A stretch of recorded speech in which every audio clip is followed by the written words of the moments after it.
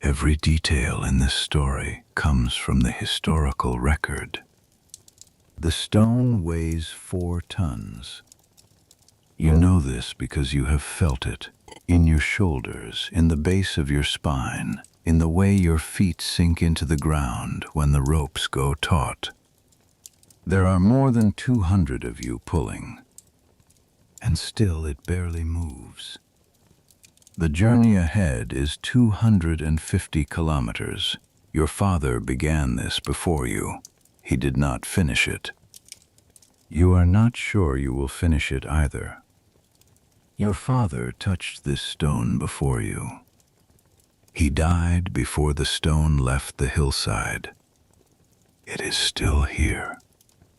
You will pull it through forest and over river and across a sea channel so unpredictable that men have drowned trying to cross it with nothing but their own bodies. And you will do this with a 4-ton slab of spotted dolerite balanced on a timber frame in water cold enough to stop your heart in minutes. You have not been told why. You will never be told why. There is a place far to the east on a wide chalk plain where the wind never stops. People have been building something there for longer than anyone alive can remember. The stones already standing are enormous, taller than 3 men, each one weighing more than 25 tons, dragged from hills less than 20 miles away. But those are not enough. They want these stones too, your stones. The blue ones, the ones that come only from this hillside. You will not be there when they are raised into position. You will not be invited to whatever happens on the morning of the solstice when the sun rises between the stones and something is completed that began before your grandfather's grandfather was born. You are the labor.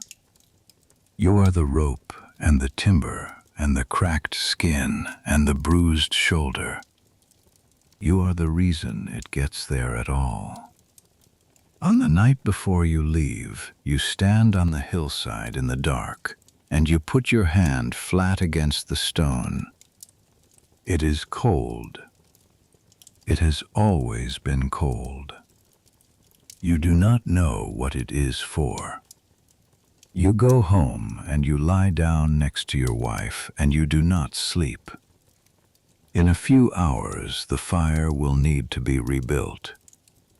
In a few hours, you will pick up the rope, and something that began before you were born will continue moving east. This is quiet history at bedtime. If this is your kind of story, a subscribe means everything right now. Every detail in this story comes from the historical record. Just relax and feel free to let this play as you drift off to sleep. Now, let us begin. Your name, in the language of your people, means something close to the word for hill. You are 24 years old. You were born in the shadow of the Preseli Hills, in what is now West Wales, in a time that has no written name, only stone and bone, and the slow accumulation of memory passed from mouth to ear across generations. It is approximately 2500 BCE. You have never heard that number. You have no concept of it. What you know is this: the cold comes, the cold goes, the grain grows, the grain is cut. The dead are placed in the long mounds on the hillside, and the work continues. You are a laborer, not a chief, not a priest, not a craftsman of particular standing. You are a man with broad shoulders and a tolerance for discomfort, and this is why you were chosen. Your father was chosen before you. He worked this stone for 11 years. He is in the long mound now, on the eastern slope of the hill, and the stone is still here. This is the thing you have not yet made peace with. Your father gave 11 years of his body to moving something that has not moved far enough to be out of sight. You can still see it from the mound where he lies. You wonder sometimes if he can see it too, from wherever the dead go, and whether that is a comfort or a torment. You do not say this aloud. You are the eldest son, which means the work passed to you. You did not refuse. You live in a roundhouse on the lower slope of the hill, a structure about 8 meters in diameter, built from upright timber posts driven into the ground with wattle walls packed with clay and dung, and then rendered smooth. The roof is thatch, dried reeds layered at a steep angle to shed rain. Inside, the floor is packed earth. The hearth is in the center, a ring of stones surrounding a fire that has not been fully extinguished in years. Around it, sleeping space, storage, the smell of wood smoke and damp wool, and the faint animal warmth of the 2 goats that come inside in winter. Your wife's name sounds like water moving over flat stones. You have been together since you were both 17. She is expecting your first child in the autumn. You will be gone by then. This is the part you do not allow yourself to think about for too long. You press it down the way you press clay into a gap in the wall, enough to seal it, not enough to examine it closely. The stone waits. Outside, above the roundhouse, the Preseli Hills rise in the dark like sleeping animals. In the daylight, they are green and purple, gorse and heather.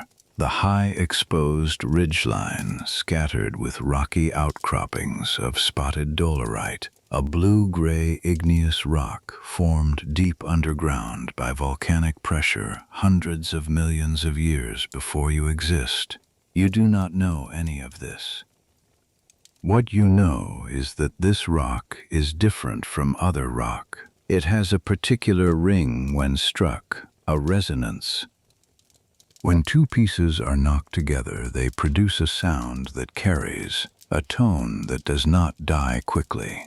The priests, the ones who come from the east, who travel in groups and carry objects you are not permitted to examine closely, they respond to this sound the way you respond to your wife's voice, with something that is not quite awe and not quite hunger, but somewhere between the two. There are approximately 80 bluestones required. 80. Each one between 2 and 4 tons. Some of them have been moving for decades. The ones that have been moving longest are the ones that started worst. The families who were given the steepest quarry faces, the most awkward geometry, the rock that fractured wrong when they tried to split it and had to be restarted from a different angle. You know these stories because everyone knows them. They are the cautionary stories of the project, repeated not to shame those families, but because they contain information. The information is, rock does not comply. Rock has its own terms. You work with what the rock allows. The one assigned to your family is not the heaviest and not the lightest. It is about 4 meters long and roughly pear-shaped at the wider end, narrowing toward a point. It fits into a timber cradle built by your father's hands, now repaired and reinforced by yours. The cradle distributes the weight across a bed of wooden rollers, logs cut to roughly the same diameter, laid perpendicular to the direction of travel. The principle is simple. When the stone is dragged forward on its sledge, the roller beneath the front edge rolls forward, and a man at the back runs it to the front again, over and over, infinitely. On a good day, with a full team on flat ground, You can move this stone perhaps 1.5 kilometers. The destination is 250 kilometers away. You do this arithmetic in your head, and then you put it down. This morning the sky went gray before dawn, which means rain before midday. You pulled yourself from the sleeping space without waking your wife, added wood to the hearth from the stack inside the door, and went outside to check the stone's cradle and the rope condition. The ropes are made from plant fiber, lime bast, stripped from the inner bark of linden trees, twisted into cord and braided into rope. Your family has made rope for this project since before you were born. The ropes are not elegant. They fray, they snap under unexpected load. They absorb water and grow heavy and stiff. You inspect each one with your hands in the gray pre-dawn light, feeling for soft spots, for the particular give that means the fibers inside are compromised. You find one. You pull it from the rig and replace it with a coil from the store inside. This is the kind of work that prevents catastrophe. Not dramatic, not visible. A rope replaced at the right moment is a disaster that never happens, and no one will ever know it almost did. The work is like that, mostly invisible, mostly prevention. Your family has been making rope for this project for longer than you have been alive. The lime bast is gathered in early summer when the sap is high and the bark strips most cleanly. The stripping is women's work, and then the drying is women's work, and then the twisting begins. First into yarn, then yarn into cord, then cord into rope.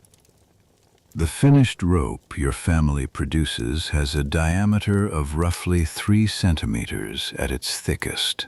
Under a controlled load, it can take the weight of several men. Under a sudden shock load, a stone lurching on a wet slope, a roller splitting, a sledge runner catching on a buried root, it can fail. You have seen it fail. The sound it makes is not loud. A pop, almost polite. And then suddenly 200 people are trying to hold a stone with one fewer rope, and everything recalculates in an instant. You carry 6 spare coils. You squat in the mud beside the stone and look at it. 4 tons. You have laid your hands on this stone more times than you can count. You know its surface the way you know the interior of your own roundhouse. The grain of it, the slight roughness in one section where the rock fractured naturally before the quarryman finished the split, the flat face on the left side that your father spent 3 seasons grinding smooth with a harder stone. That grinding took months. The grit and the weight of the abrader and the monotony of it. When you press your palm to that face now, it is as close to flat as rock can naturally be. You do not know why it needed to be flat. You were not asked. The team that will pull this stone numbers somewhere above 200 people today. That is not the full picture. Before the stone moves, there are people who must walk ahead of it and prepare the ground. This means cutting back undergrowth with antler picks and flint blades, laying down the roller logs, filling ruts and holes with compacted earth so the sledge does not lose a runner. It means identifying the path, not the most direct route, but the most passable one, accounting for slope, for the stability of the ground beneath, for whether the terrain can support this weight without the sledge sinking. There are people who manage the ropes, not just pulling, but angling, adjusting, ensuring the load distributes evenly so the stone does not cant to one side and tip.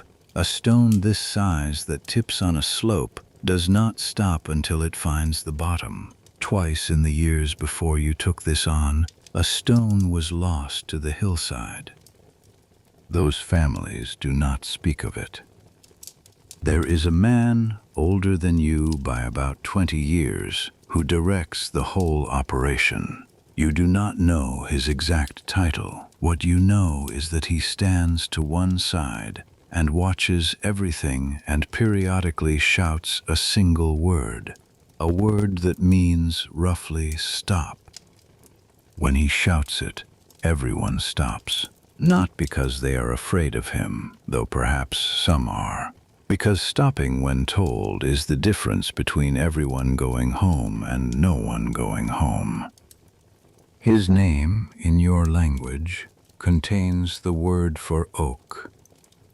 You watch him sometimes when the stone is resting and the team is eating, and he stands apart and looks at the terrain ahead with an expression you have tried to read for 2 years and cannot.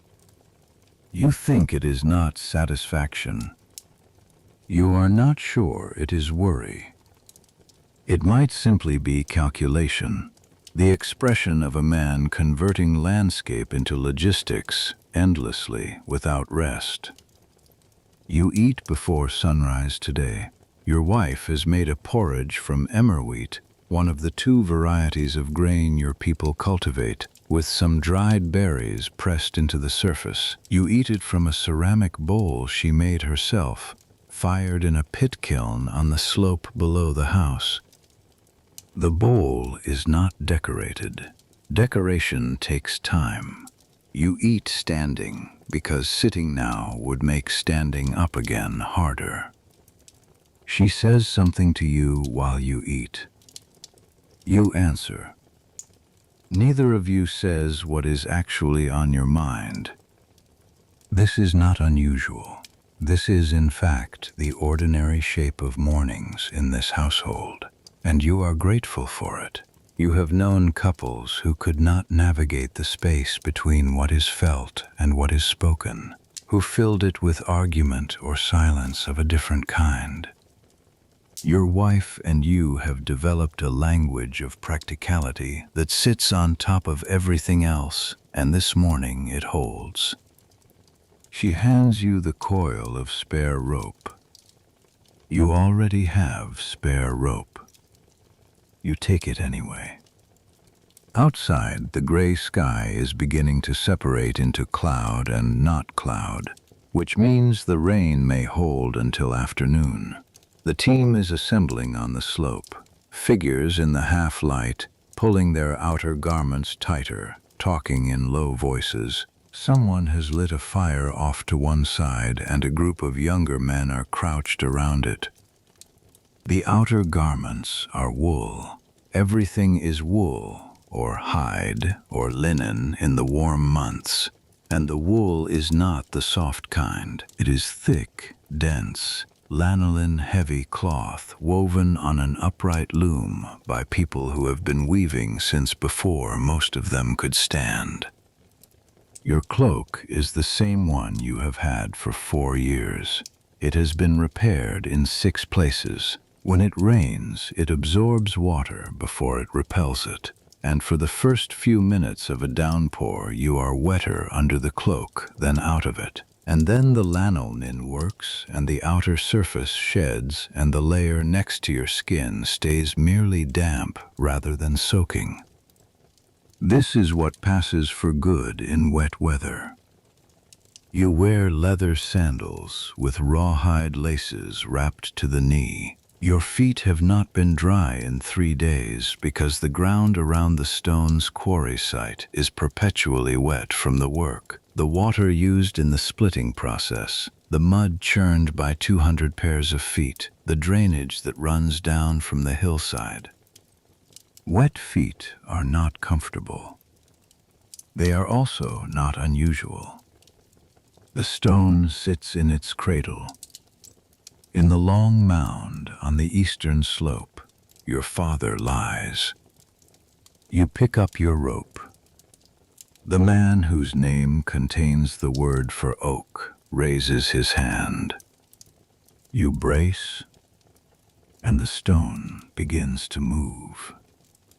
The first sound it makes is a low groan, not from the stone itself, but from the timber cradle flexing under load as the weight distributes. Then the rollers begin to turn, very slowly, and there is a grinding rhythm, the scrape of wood against wood, the creak of rope, the collective exhale of 200 bodies leaning forward against weight.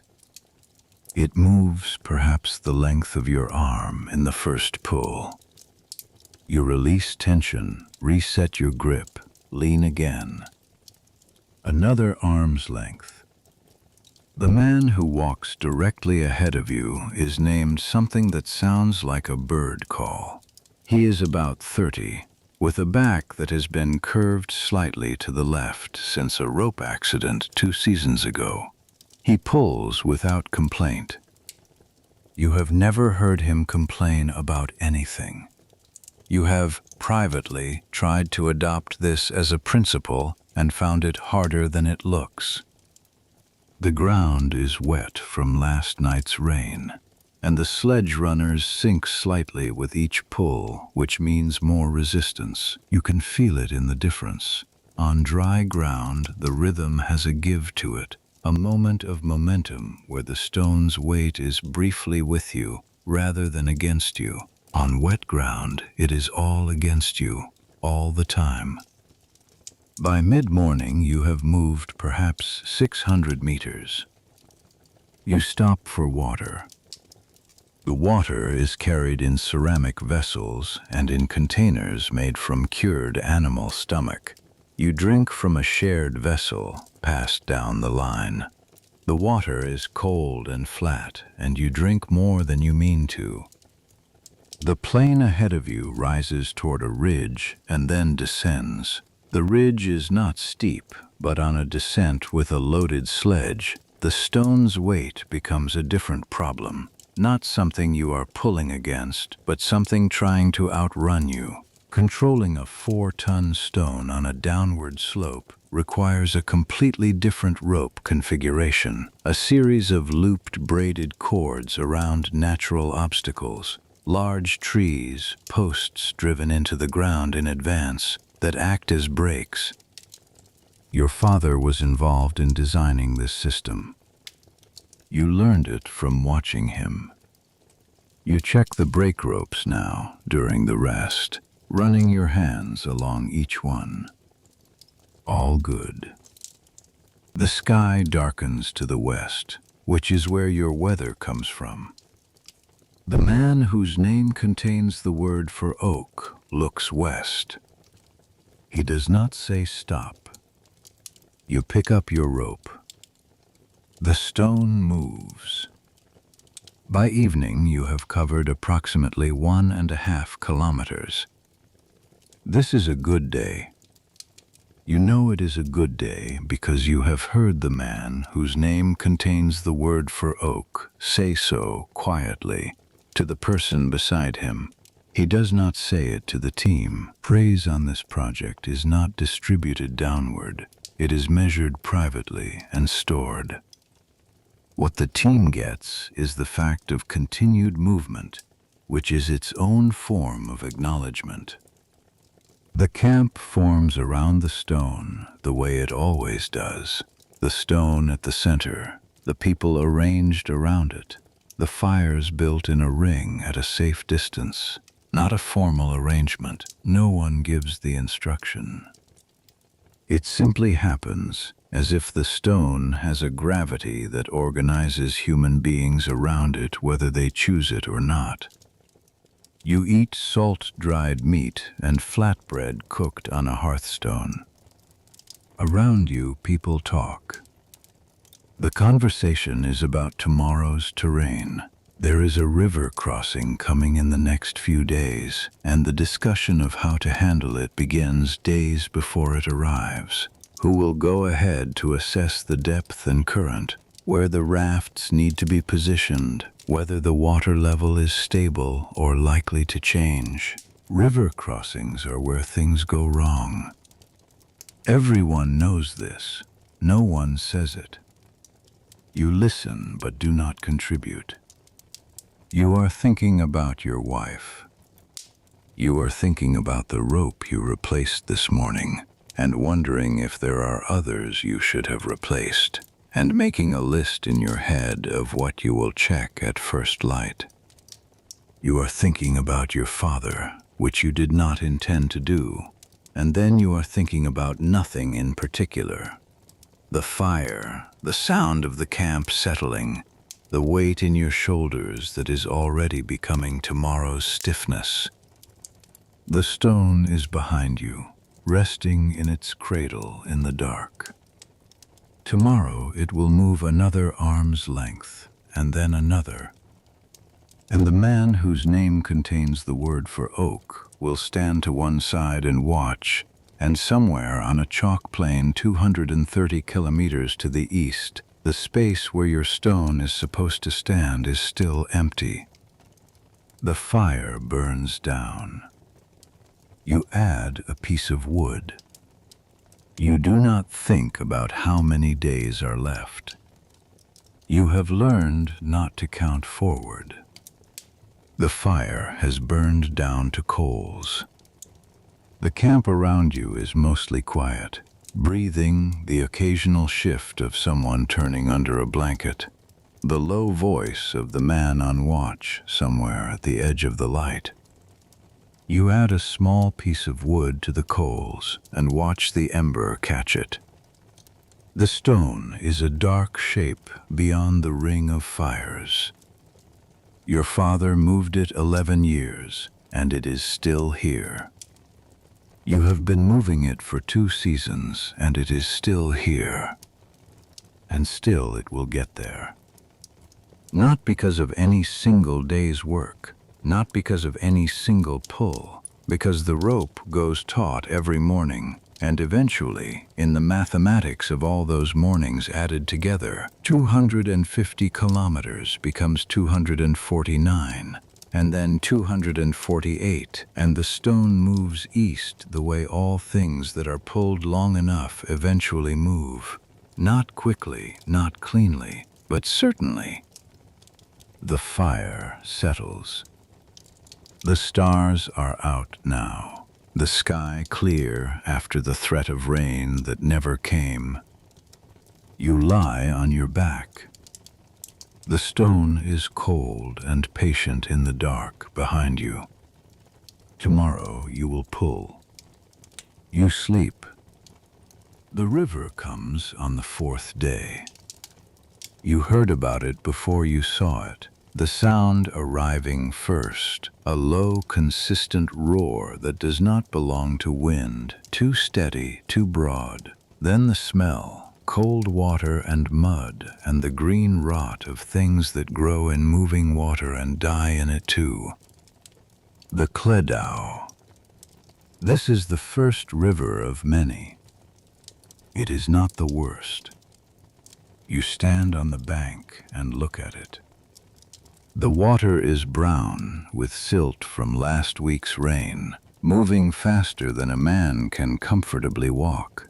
The width at the crossing point, chosen by the scouts who went ahead, is perhaps 30 meters. The depth at the center is unknown. One of the younger men wades in to the knee, then to the thigh, and stops. He shakes his head. Too deep for the sledge to cross on its own. You have done this before. You have not done it with this particular river at this particular water level, but the principle is the same as the last crossing, and the one before that, and the one your father described to you when you were old enough to understand what you were being taught. You build rafts. The timber for the rafts has been dragged alongside the stone since the beginning, an additional load which means additional labor, which means the team has been pulling more than just the stone for 4 days. This is a cost that was calculated before the journey began and accepted without discussion. The alternative is improvising raft timber from whatever grows near the crossing point, which is slower and less reliable. The logs are laid parallel, lashed together with rope, crossbeams added and lashed again.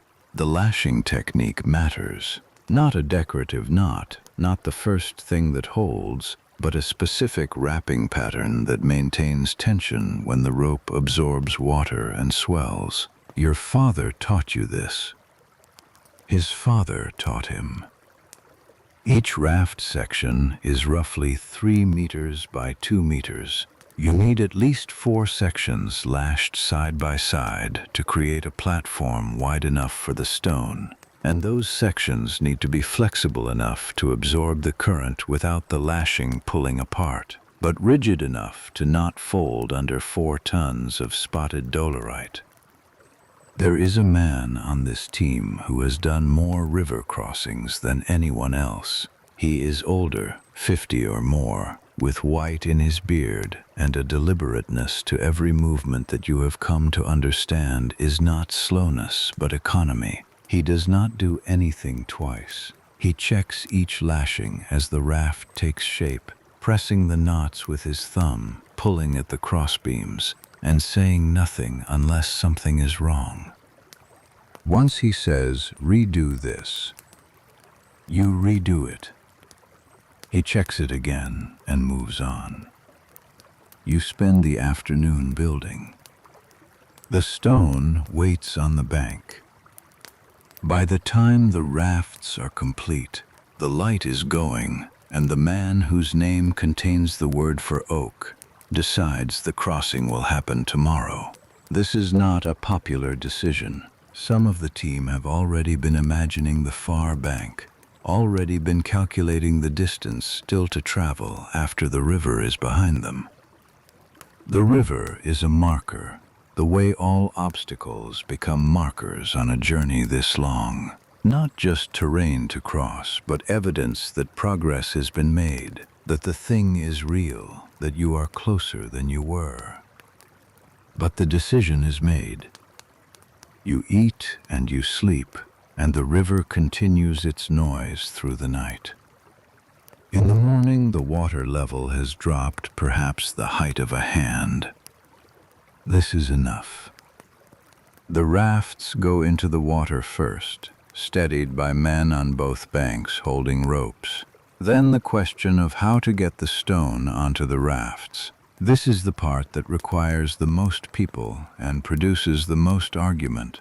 Not open argument, not raised voices, but the particular quiet disagreement of experienced men who have each developed strong opinions about the correct way to move weight onto floating timber. The stone must come off its sledge and onto the raft in a controlled transfer of load. If the weight shifts suddenly, if one side drops while the other stays high, the raft tips, and a tipping raft with a 4-ton stone becomes a different kind of problem very quickly. You are positioned at the left front corner of the stone for the transfer. Your job is to maintain rope tension on that corner while the sledge runners are slid forward and the stone settles onto the raft crossbeams. You feel the weight shift through the rope before you see the stone move. A deep, almost organic lurch, as if the stone has decided to commit to this new surface and is testing whether the surface will hold. It holds. Slowly, grudgingly, the stone comes to rest on the rafts. Then the ropes. From the far bank, a team of about 40 men takes the pulling lines, braced against the bank, feet dug into the earth. From the near bank, the team that has been doing this for 4 days controls the trailing ropes, managing the crossing, ensuring the stone does not swing downstream with the current. You are on the near bank.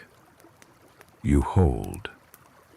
The current pulls at the rafts. You hold. The far bank team leans back and the rafts begin to move, slowly, sideways across the water, the current pressing the downstream edge, the upstream edge rising slightly. The stone does not shift. The lashing holds. The crossbeams hold. You let out rope in careful increments. The middle of the river is the worst. The current is fastest there, and the rafts show it, dropping downstream slightly before the far bank team compensates. You feel it in the rope, a sudden increase in tension, your hands burning against the braid. Then the near bank is behind you, and the far bank is close, and the rafts ground against the shallow edge, and the stone is across. There is no celebration. People are already thinking about getting the stone off the raft and back onto its sledge. This takes the rest of the morning. By midday, you are moving again. The terrain on the far side of the Cleddau is different from what you have been working through for the past 4 days. Less steep, but wetter, a low, boggy floodplain that extends for perhaps 2 kilometers before the ground rises again to firmer footing. The sledge runners sink here, and the rollers do not turn cleanly, but instead dig slightly into the soft ground, which means each pull must overcome not just the stone's inertia and its weight, but the suction of wet earth releasing the runner. The path clearers have laid additional timber here, flat planks cut from split logs, placed lengthwise under the sledge path to create a firmer running surface. This is called corduroying, though you do not have a word for it. You just know that when you see the planks laid ahead of you, the afternoon will go better than if they are absent. The planks sink too, eventually, especially under repeated passes of the sledge, and then they must be dug out and relaid. Someone is always relaying planks. It is not interesting work. You have done it. It is exhausting in a way that is different from the exhausting you were already. You stop counting arm lengths. You pull. You stop. You pull again. The man whose name contains the word for oak watches the terrain with the same unreadable expression. At the edge of the boggy section there is a tree, a large oak, very old, perhaps the oldest living thing you have ever seen, its canopy wide enough to shelter 30 people. The team stops here instinctively, without instruction. There is shade, and the ground is dry under the canopy, and for a moment no one moves. You lean against the stone. It is still cold, even in the July heat. You have stopped noticing this, and now you notice it again. The man beside you at the rope, the one with the curved back from the accident, drinks water and looks at the stone and says something quiet that you almost do not catch. He says, "Do you think it knows where it is going?" You say, "I do not think stones know anything." He says, "My grandfather thought this stone was alive, not like an animal, like the way a mountain is alive." You do not have an answer for this. You sit in the shade of the old oak and eat flatbread, and the stone waits beside you, cold and patient, the same weight it has always been. By this point in the journey, 4 days out from the Preseli Hills, you have settled into a rhythm that your body has made peace with. The soreness is still there, constant and familiar, but it has moved from the sharp front edge of sensation into the background, the way a sound can be loud enough to notice and then loud enough to stop noticing. Your shoulders, your lower back, the place on your right palm where the rope has built a callus so thick that the skin there no longer feels temperature the way it did before. You eat more than you did before the journey. This is not greed. This is your body demanding what it burns. The diet on the road is simpler than at home. Dried meat, flatbread made in camp, from grain carried in leather sacks, dried berries, occasionally fresh food traded or gathered from people you pass through whose territory this is. The political arrangements that allow this passage are not your concern. They were negotiated before you left by people with authority you do not have. What you know is that when you pass through certain areas, people come out and watch, and sometimes they bring food, and occasionally they bring their children to look at the stone. What you trade in return is not always goods. Sometimes it is labor, a day's work repairing a fence, shifting a felled tree, digging a section of ditch that a small settlement cannot manage with its own people. Sometimes it is knowledge. The path-clearing specialists who travel with your group carry expertise in ground assessment, in load-bearing, in how to read terrain for hidden soft spots that would swallow a heavy object. This knowledge has value.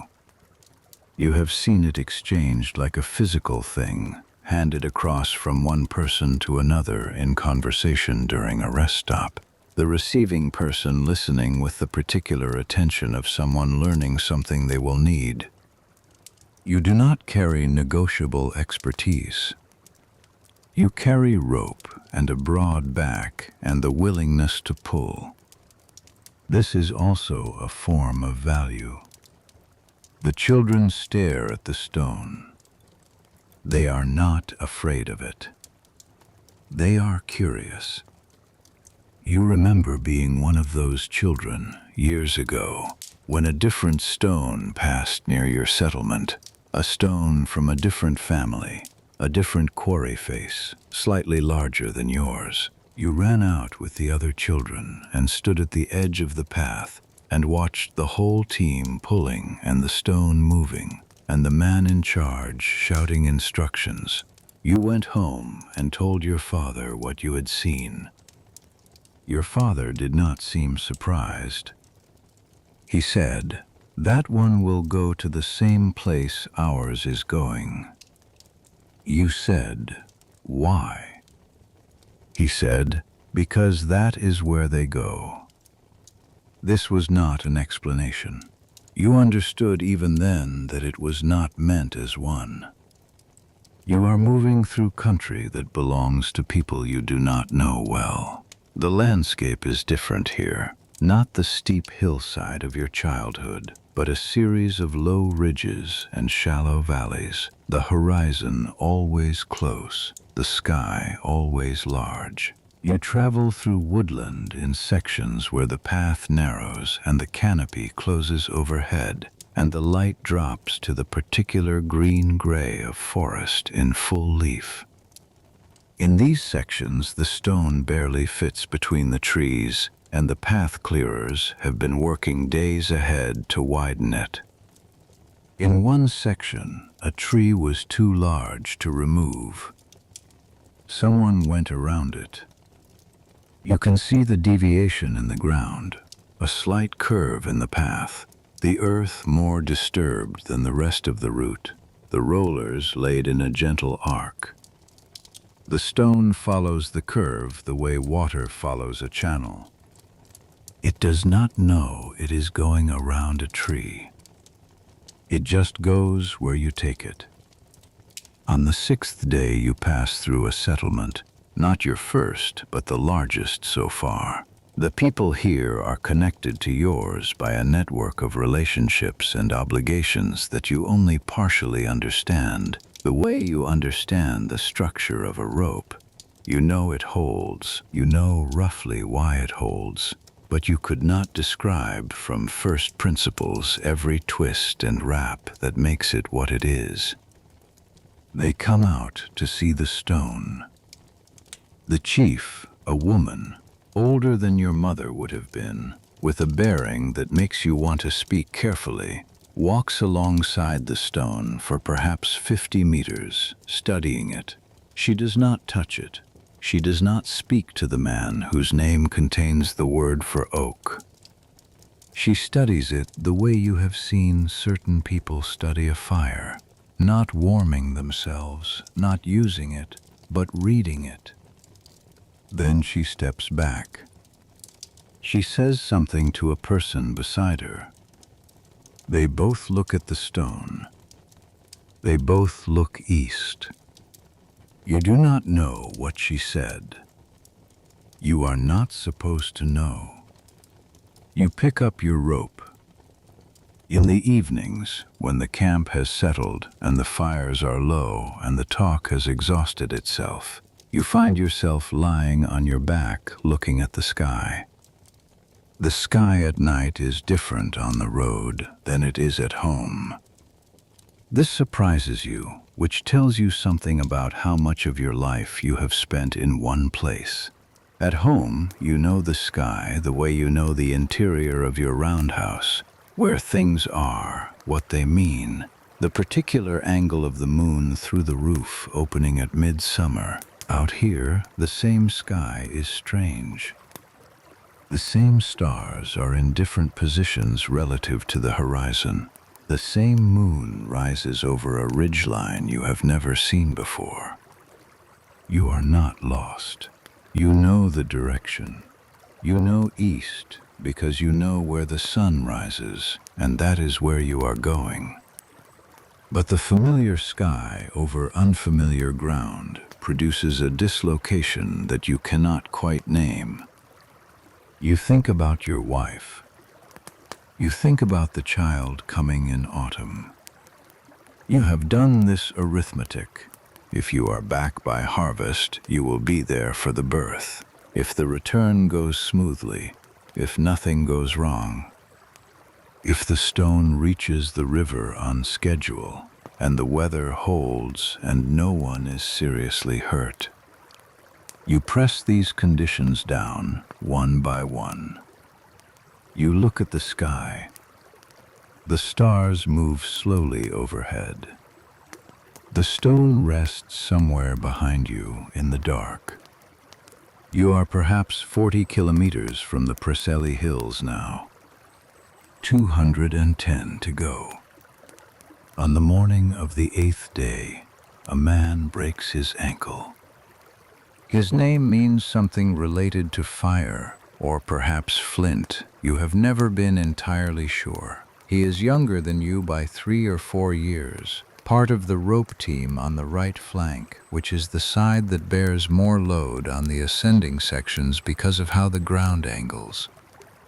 The injury happens during a restart after a water break.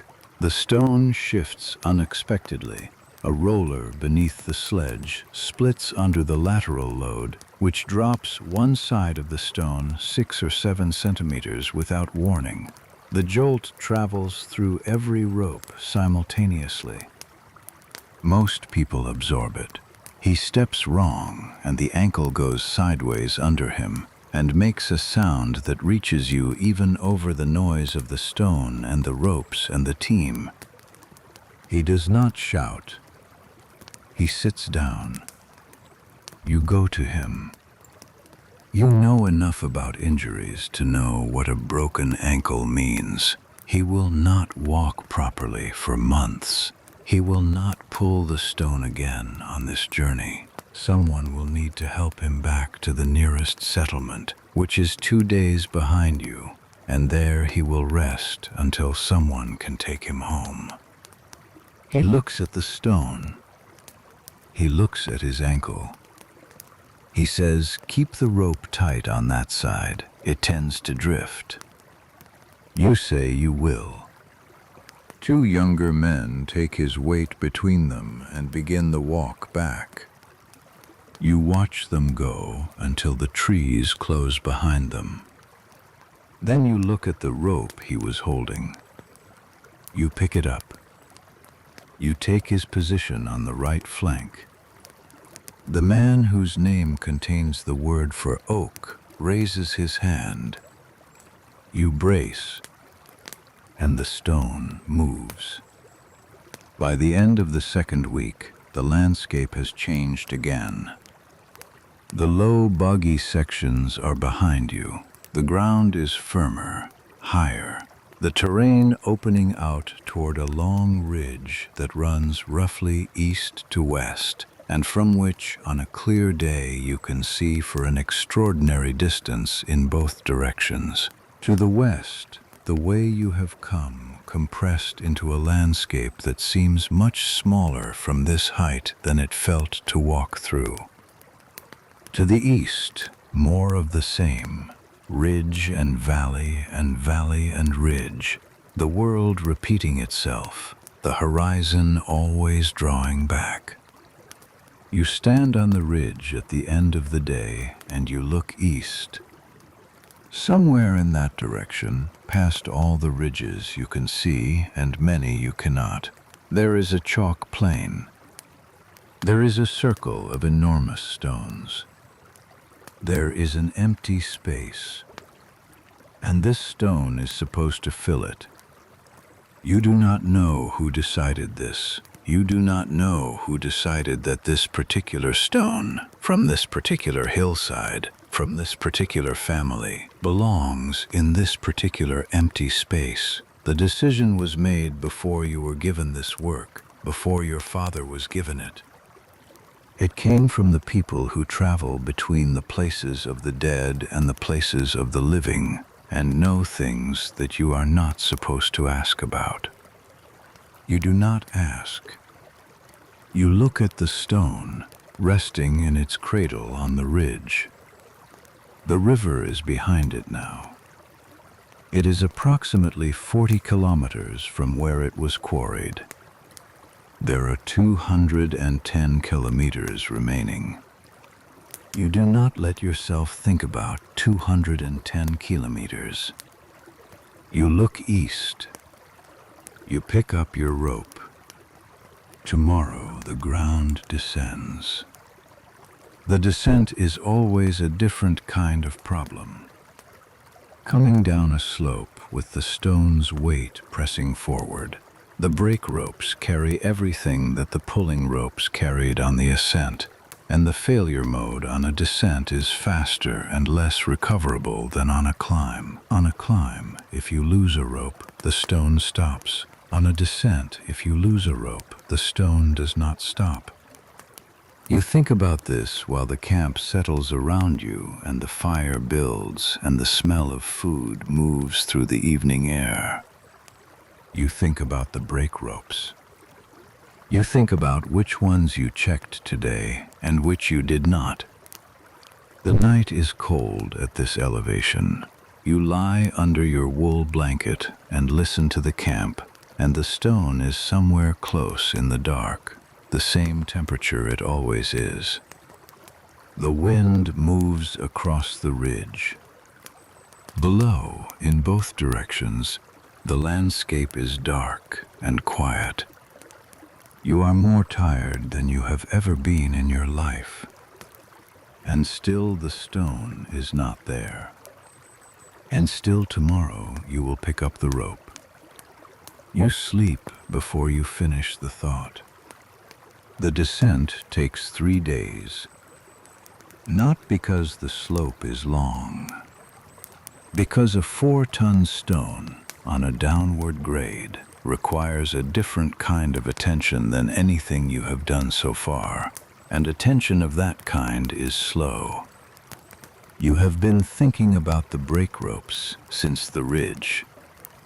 In the morning, before the team assembles, you walk the first section of the descent with the man whose name contains the word for oak and 2 others who have done this before. You walk it without the stone, just your feet and your eyes and the particular way an experienced person looks at ground, not at the surface but through it, assessing what is underneath, what will compact under load, and what will give. The slope is not steep by any measure you would apply to climbing. Under a loaded sledge, it is steep enough. The brake system your father helped design uses a series of anchor points, large trees mostly, with trunks wide enough to absorb the force, supplemented by posts driven into the ground where the tree line thins. The breaking ropes loop around these anchors and back to the sledge in a configuration that allows you to let the stone down in increments. Release a little, hold, release a little, hold. It is the opposite of pulling. The muscles involved are the opposite muscles. By the end of the first day of descent, you are sore in places you have not been sore before. The man with the curved back works the anchor point nearest the top of the slope. He is good at this. He does not let the rope slide.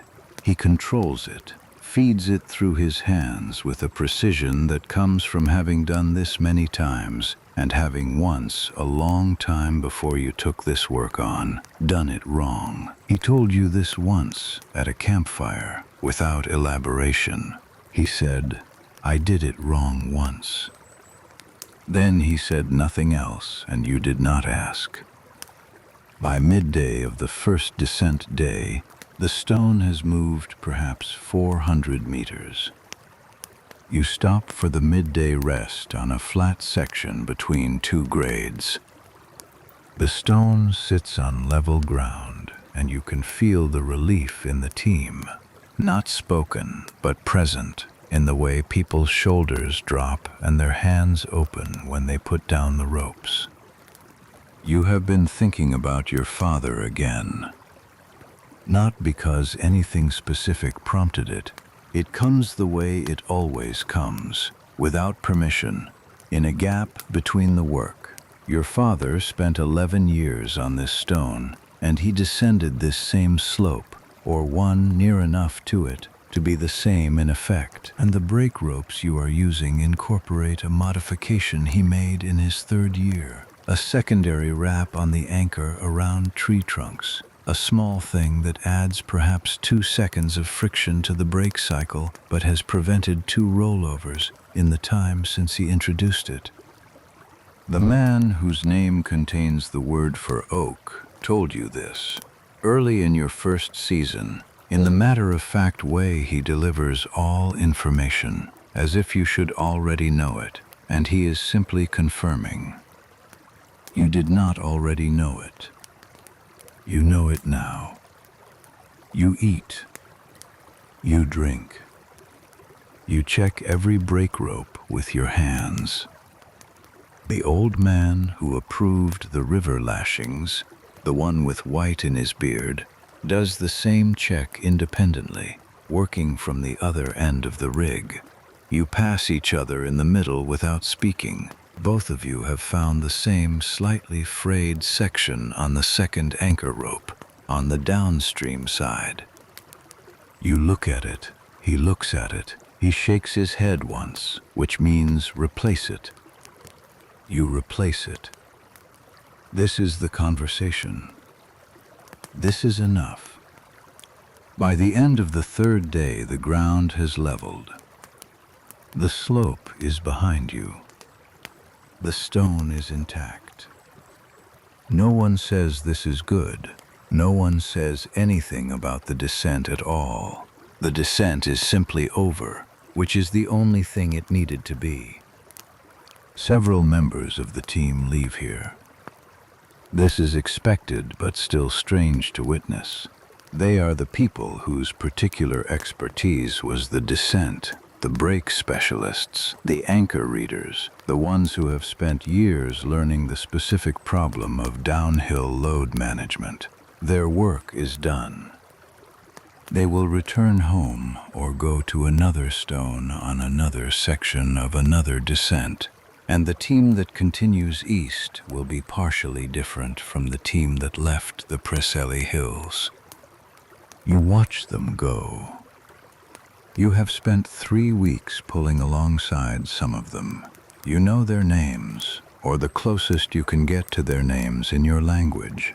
You know which side of the rope they prefer and how they signal to each other, and that the older one of the pair has a habit of humming during long pulls, a low, tuneless sound that somehow becomes part of the rhythm, and that you find 3 days into the river journey you are missing.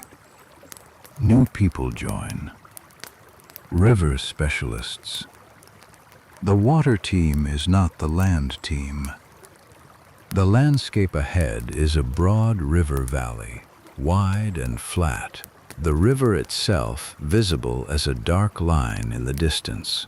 This is not the Cleddau. This is larger. The water you can see from here moves differently from the river you crossed, wider, with a surface that does not look fast but has the particular smoothness of deep water, which is deceptive in the way all smooth surfaces are deceptive. This is the beginning of what you will use to carry the stone east, not overland, on the water. The plan, as you understand it from what you have been told, is to load the stone onto rafts on this river and let the water do the work of distance, not the current alone. The current here runs roughly southeast, and you need to go east, which means poling and paddling and managing the drift, which is its own form of labor. But it is different labor than pulling. You will not be pulling a 4-ton stone through mud for the next several weeks. You will be steering it. You have never steered anything this heavy. Most of the team has not either. The man with white in his beard has. He begins giving instructions 2 days before the stone reaches the river, walking the team through the water-based rig in the evenings while the fire burns and people eat. He is not a natural teacher. He explains things once and does not repeat them. And if you missed something, you must ask again and absorb the expression on his face when you do. But the content of what he teaches is exact. He knows which ropes carry the load when the current presses the upstream side of the raft. He knows how deep the poles must go to find the riverbed in the places where the bottom is soft. He knows the signs that a section of river is about to change depth. Certain surface ripple patterns, certain sounds, a particular change in color from brown to gray-green. You listen to all of it. You ask twice. You absorb the expression. The stone reaches the riverbank on the morning of the 17th day since leaving the Preseli Hills. 17 days. You have covered perhaps 60 kilometers. You will not think about the remaining distance. 60 kilometers. You say it again inside your head. 60 kilometers in 17 days on land with a 4-ton stone is considered by the people who organize this work and calculate these things a reasonable pace, not exceptional, not slow. Within the expected range, given the terrain, the weather, the river crossing, the injury, you are not sure whether this is reassuring. You add wood to the morning fire and eat your flatbread and look at the river and decide it does not matter whether it is reassuring. The pace is the pace. The river is in front of you. The work on the water will be different from the work on the ground, and this is what you have now. The river rafts are larger than the Cleddau crossing rafts. They have to be not just for the stone's weight, but for stability over distance. A river crossing is minutes. A river journey of the length you are planning is days, and the forces are different. Not just the current pressing sideways, but the accumulated small movements of wind and wake, and the gradual working of lashings under sustained load. The raft platform takes 2 full days to build. You work from first light until the light is gone.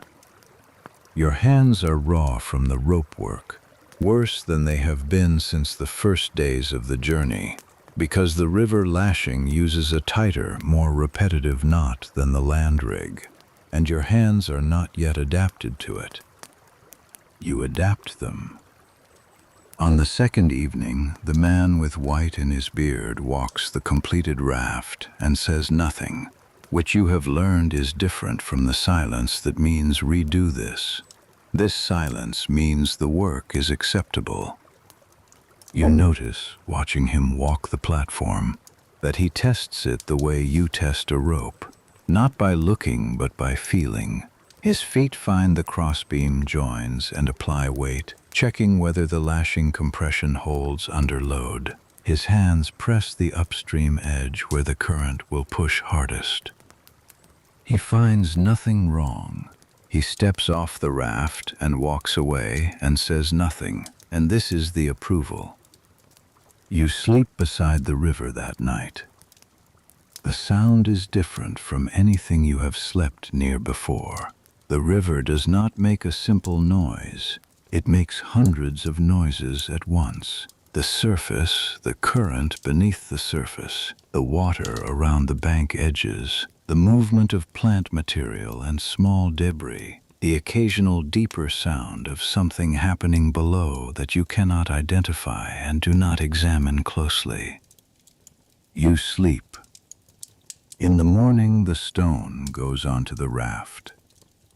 The loading process is the same principle as the Cledo crossing, controlled transfer of load from sledge to platform, but larger in every dimension. More people on the ropes, wider platform to manage, deeper water under the bank edge, meaning the raft has more movement than it did on the shallower river.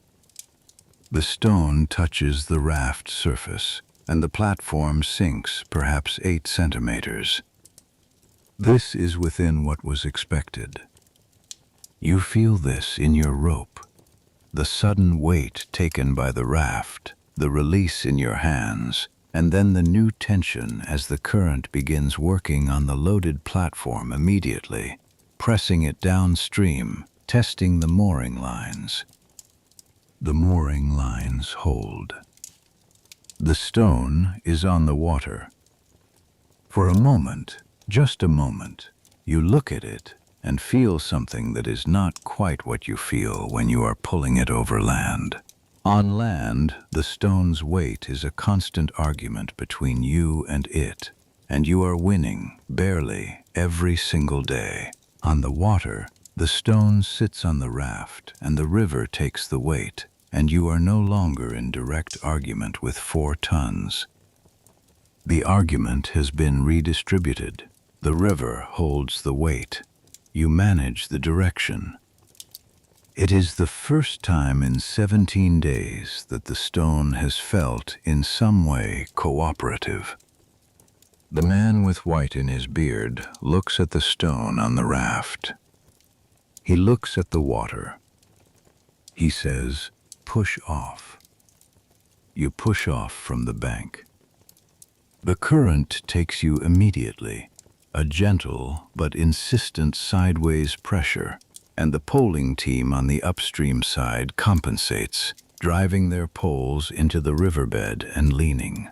The poles are cut from straight timber, roughly 3 meters long, stripped of bark and fire-hardened at the tip to prevent splitting when driven into a soft riverbed. Each pole can push the raft perhaps a body length before the water deepens too much to reach bottom, and then it must be walked to the front and driven again. This is how you move on the water. Not by pulling against the stone, by pushing against the river itself. The raft stabilizes. You are moving east. The river journey changes everything about the quality of time. On land, every meter was visible. You could see the ground you had covered and the ground remaining, and the ratio was always discouraging. On the river, there is no such measurement. The bank moves past. The landscape opens and closes. You are covering ground at a pace that on land would require extraordinary conditions, perhaps 4 or 5 kilometers in a morning, without the effort of pulling. The landscape from the river is different from the landscape on foot.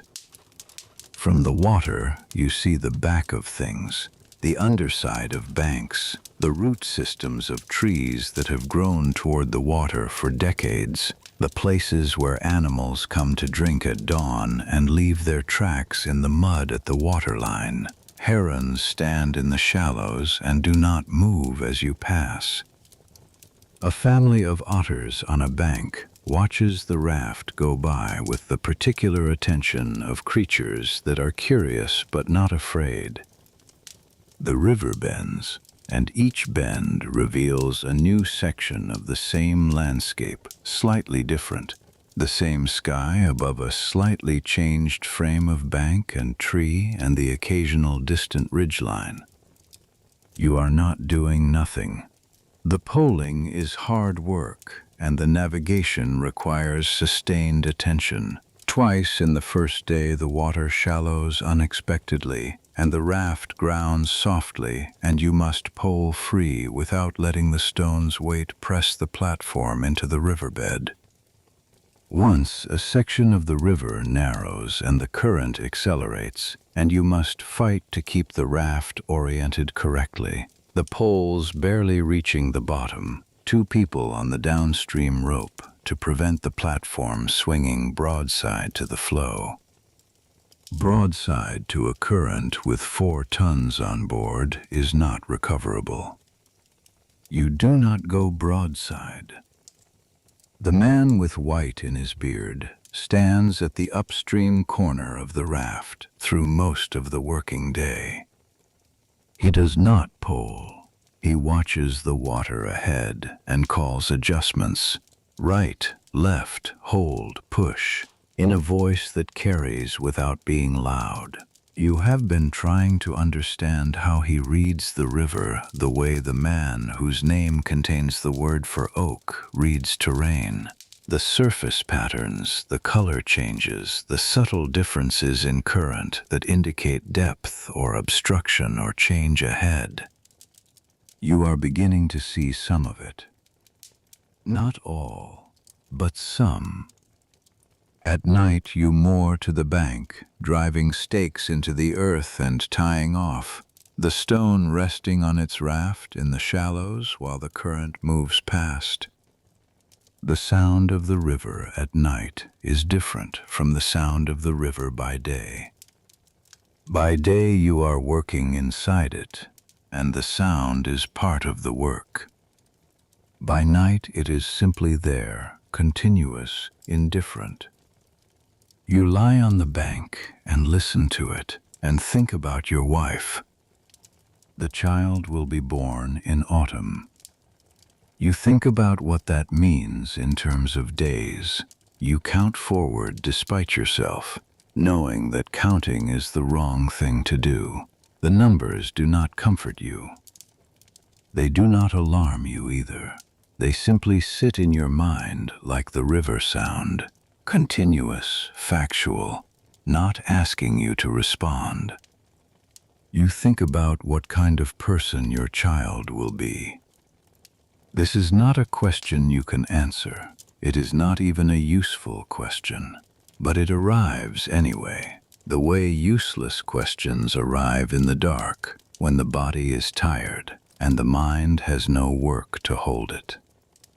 You think about your father, which you also did not intend to do.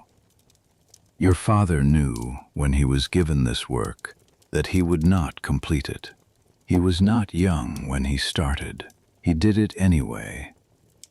Not because he was ordered to. There is no one with that kind of authority over a free man in your society.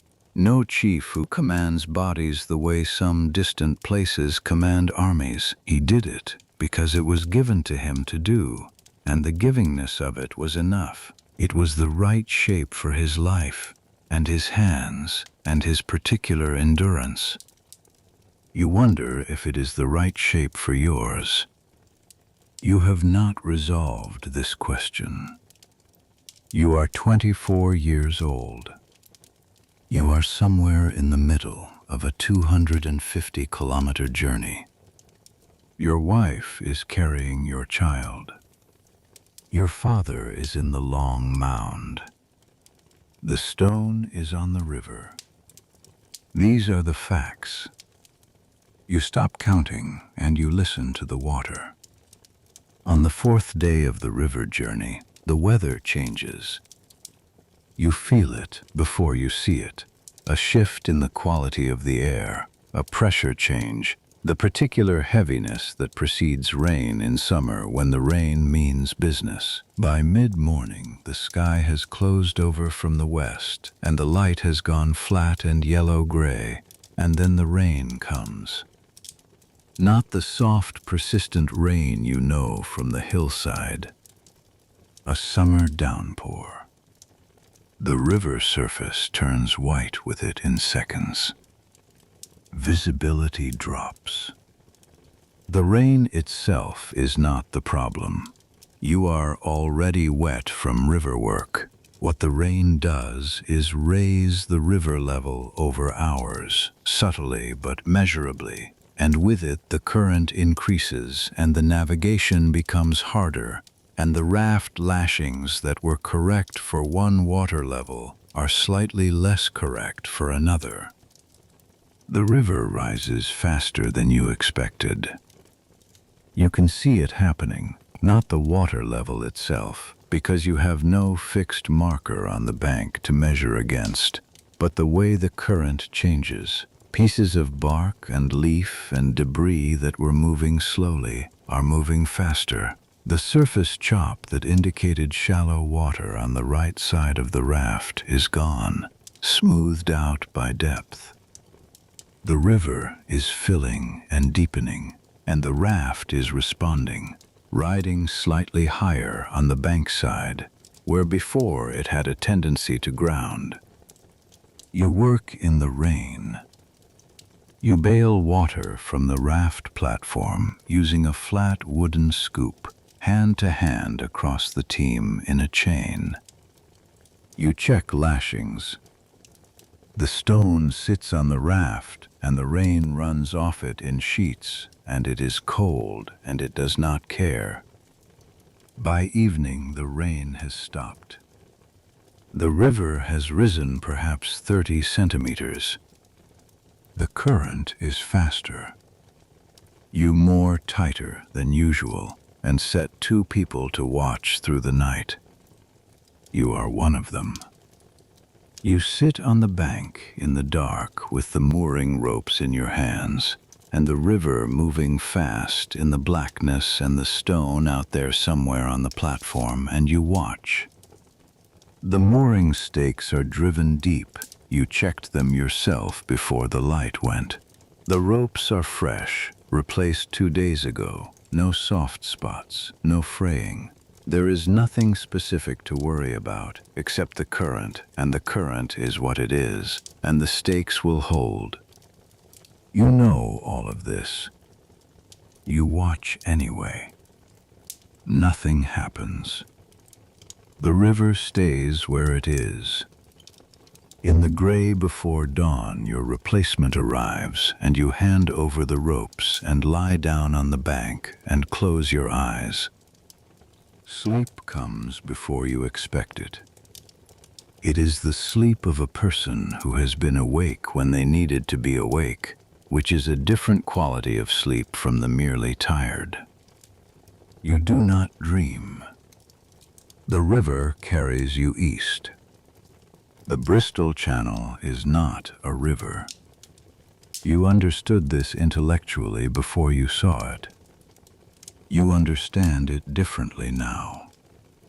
You are standing on the southern bank of the estuary where the river you have been traveling opens into something that is not river anymore, something wider, grayer, with a horizon instead of a far bank, and a sound that is not the steady conversation of moving water, but a deeper, rhythmic percussion that you feel in your chest before you hear it with your ears. Waves. You have never seen open water before. You are from a hillside.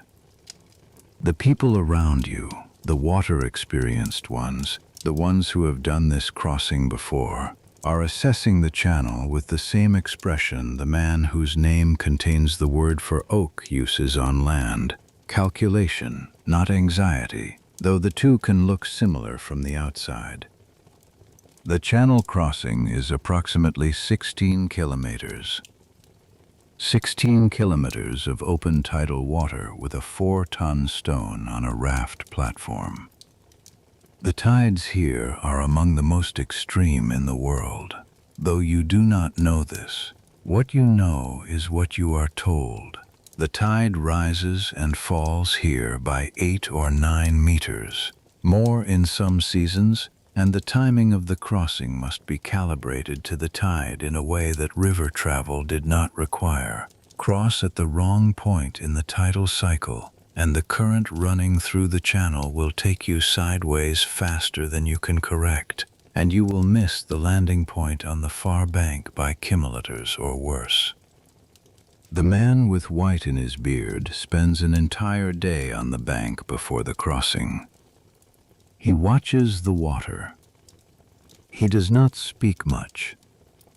He is reading the surface, the color, the movement, the way the current patterns shift as the tide ebbs, and converting what he sees into a crossing window, a span of hours during which the water conditions are manageable. This window is approximately 4 hours, centered on the slack tide, when the flow between ebb and flood pauses and the channel is at its most predictable. You watch him watch the water. You try to see what he sees. The surface is not uniform. There are lines of difference, places where two currents meet and the surface texture changes, slight upwellings, areas of calm embedded in areas of movement. He sees these as information. To you, they look like water. He says, "We cross tomorrow morning, before the sun is fully up." He says, "We need to be across before the flood begins." He says nothing else. You sleep badly. Not from fear exactly. It is harder to name than fear. It is the feeling of being at the edge of your competence and knowing it, and knowing that the appropriate response is not to pretend otherwise, but also not to communicate it to the people around you, because their confidence is a structural element of the crossing, and you are part of what holds it together. You lie on the bank and listen to the channel. It does not sound like the river. It sounds like something that has been moving for longer than any river, something that does not consider your raft or your stone or your plans as relevant to its operation. You sleep eventually. You wake in the dark. The crossing team is already moving, quiet, efficient, the kind of organization that comes from people who know exactly what they are doing and have agreed in advance who does what. The raft is checked. The mooring lines are coiled and ready. The poles are stacked on the platform, useless once the water deepens but needed at both banks. The paddles, broad, flat boards of split oak, are distributed. Paddles. You have paddled a small log boat on the river near your settlement, a thing that seats 2 people and is used for crossing, not for distance. This is different, but the principle is the same. Blade into water, pull, recover, repeat. You are in the water before full light. The channel is cold in a way the river was not. A salt cold, with a quality that goes into the hands faster than river cold and stays longer. You are on the upstream side of the raft, paddling to hold position against the residual ebb current while the rest of the team finds their rhythm. The crossing takes the better part of 3 hours. In that time, you do not stop paddling for more than the length of a breath. Your arms stop being arms in the way arms usually are. discrete objects attached to your shoulders with a known range of movement and become part of a mechanism, a repeating system. Pull and recover, and the pain in your shoulders is not interesting enough to pay attention to. The water around the raft is different from river water in ways you keep noticing. The color first, not brown with silt, but a dark gray-green that deepens to something almost black when you look straight down into it. The depth here is beyond poling range within minutes of leaving the bank. There is no bottom you can reach. You are floating on a surface that has nothing under it you can touch, and this is a sensation your body registers even when your mind is occupied with the stroke rhythm. Salt on your lips. River water splashes and tastes of nothing much. Channel water gets on your hands and dries to a faint white crust, and tastes of the sea, which is something you have never tasted before and which your body does not know how to classify. Not good. Not bad, simply new. The stone is at the center of the platform. It is dark and still. The man with white in his beard calls the stroke. You paddle. The far bank is not visible yet. The sky is beginning to gray in the east, which is the direction you need to go, and the first light sits on the water as a pale line that gives you a bearing. You fix on it and you paddle. Halfway across, the current shifts. You feel it before the man with white in his beard calls it. A change in the resistance, the paddle suddenly meeting water that is moving in a different direction, and the raft begins to drift south, slowly but with the authority of something that weighs 4 tons plus raft plus crew. The man calls, more on the north side. The north side paddles harder. The drift slows. The far bank appears. It does not appear all at once. It resolves out of the gray-blue distance, the way a thought resolves from half-sleep. First a darker line at the edge of what you can see, then texture, then the particular pale color of limestone at the waterline, and then it is simply there, close enough to see individual stones on the beach. You drive your paddle into the water harder. The man with white in his beard says, "Hold." You hold. The raft grounds on the shingle with a long grinding sound, and you are across. No one speaks for a moment.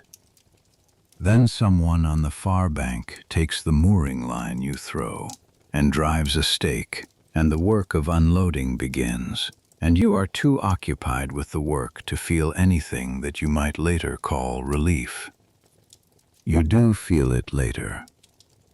That evening, sitting on the English bank with the stone back on its sledge cradle, the raft dismantled and the timber stacked for the return journey, you feel it, not as celebration, as the particular bodily quiet that follows extreme effort, the absence of the thing you were carrying, an absence so specific you can feel its shape. You eat a great deal that evening. You sleep immediately after. The landscape on this side of the channel is unfamiliar, in a way the Welsh countryside was not. Wales, for all the variation of terrain you crossed, was still recognizable, the same sky, the same kind of soil underfoot, the same species of plant in the hedgerows. Here the ground is different. The rock underfoot changes color within the first day's march, grayer, harder, the flint that lies just below the topsoil and breaks through at the surface in places, catching the light in sharp white fragments. Flint. Your people use it for tools, but it does not occur near the Preseli Hills. It has to be traded for or gathered on journeys, and you can tell from how the people here move over the ground that they are not surprised by it the way you are. It is simply the floor here. They do not look down. You look down, you pick up a piece.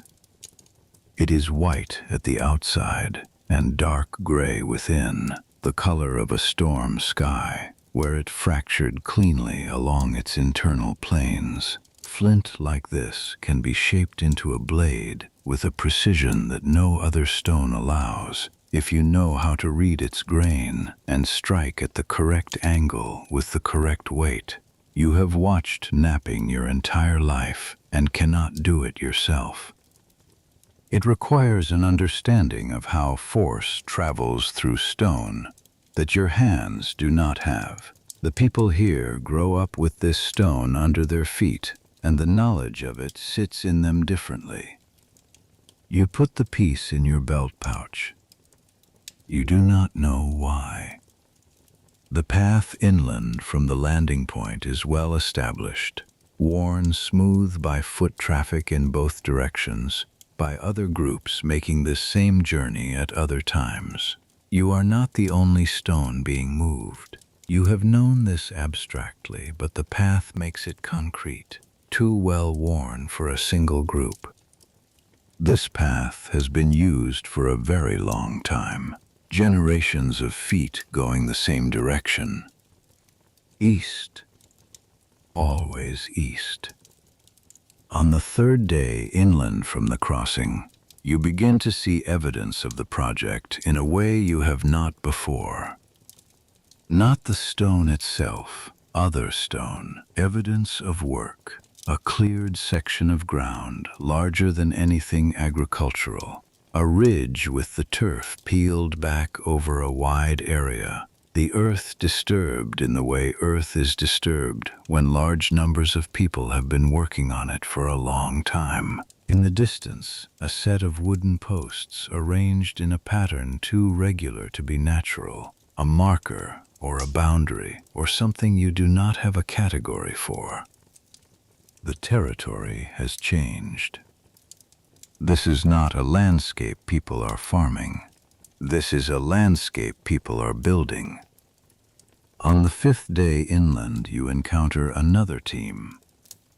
You hear them before you see them, the same sounds you make, the creak and scrape and collective exhale, but from a different direction.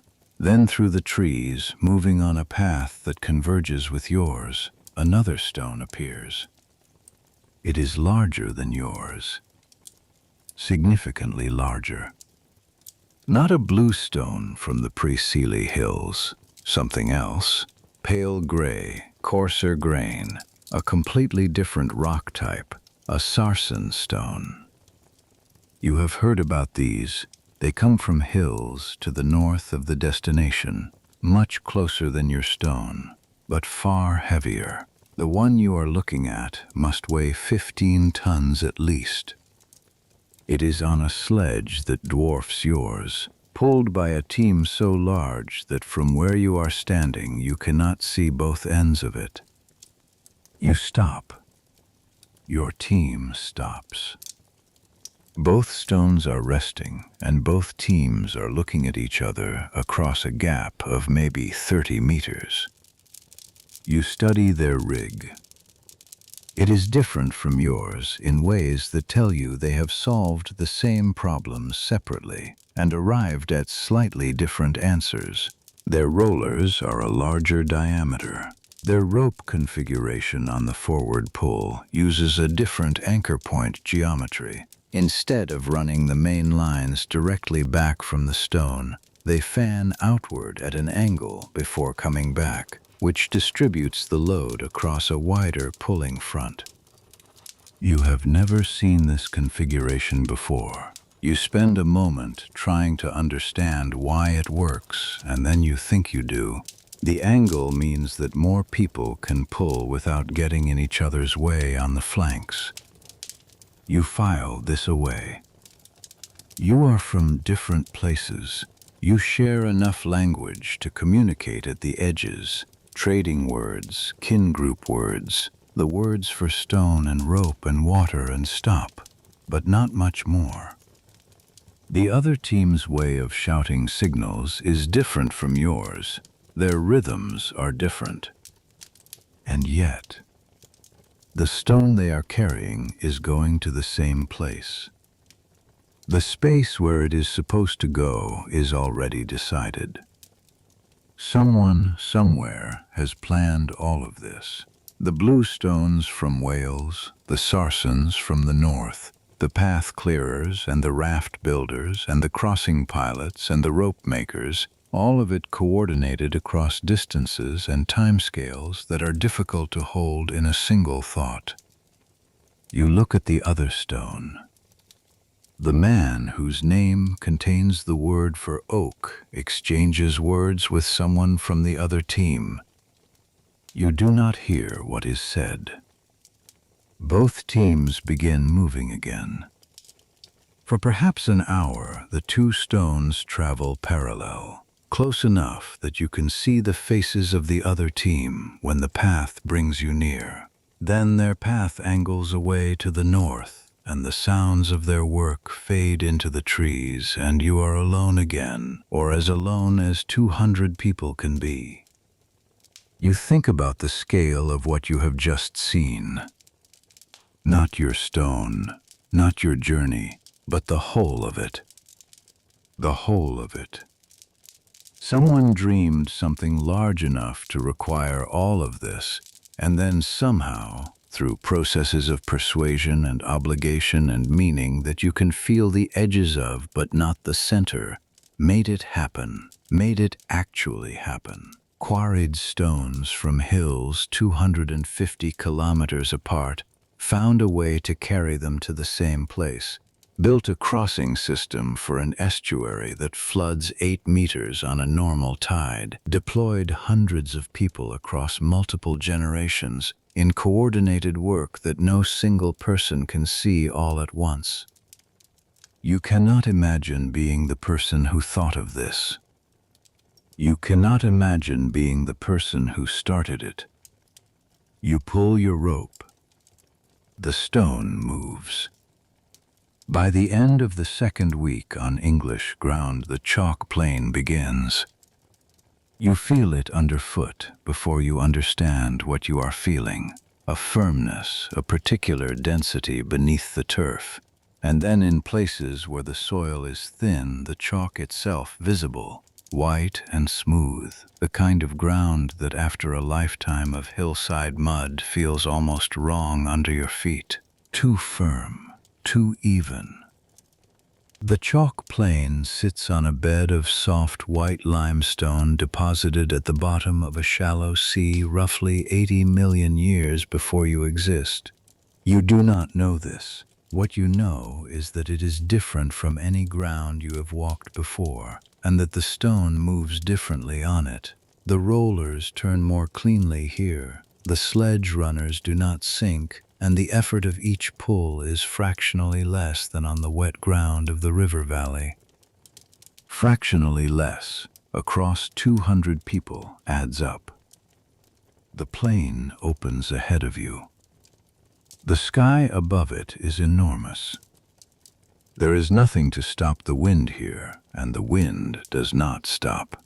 It is a steady press from the west that has been constant since you stepped onto the plain, and after weeks of working in terrain that blocked and redirected wind, the open exposure of it is something you need to adjust to. You lean into it slightly.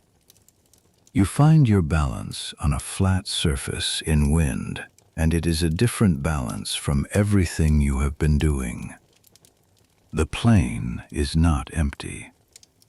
There are earthworks visible from a distance, long mounds on the horizon, arranged in ways that are too regular to be natural. The raised profiles of burial places in a landscape given over almost entirely to the dead, and whatever this place is that the dead are somehow adjacent to.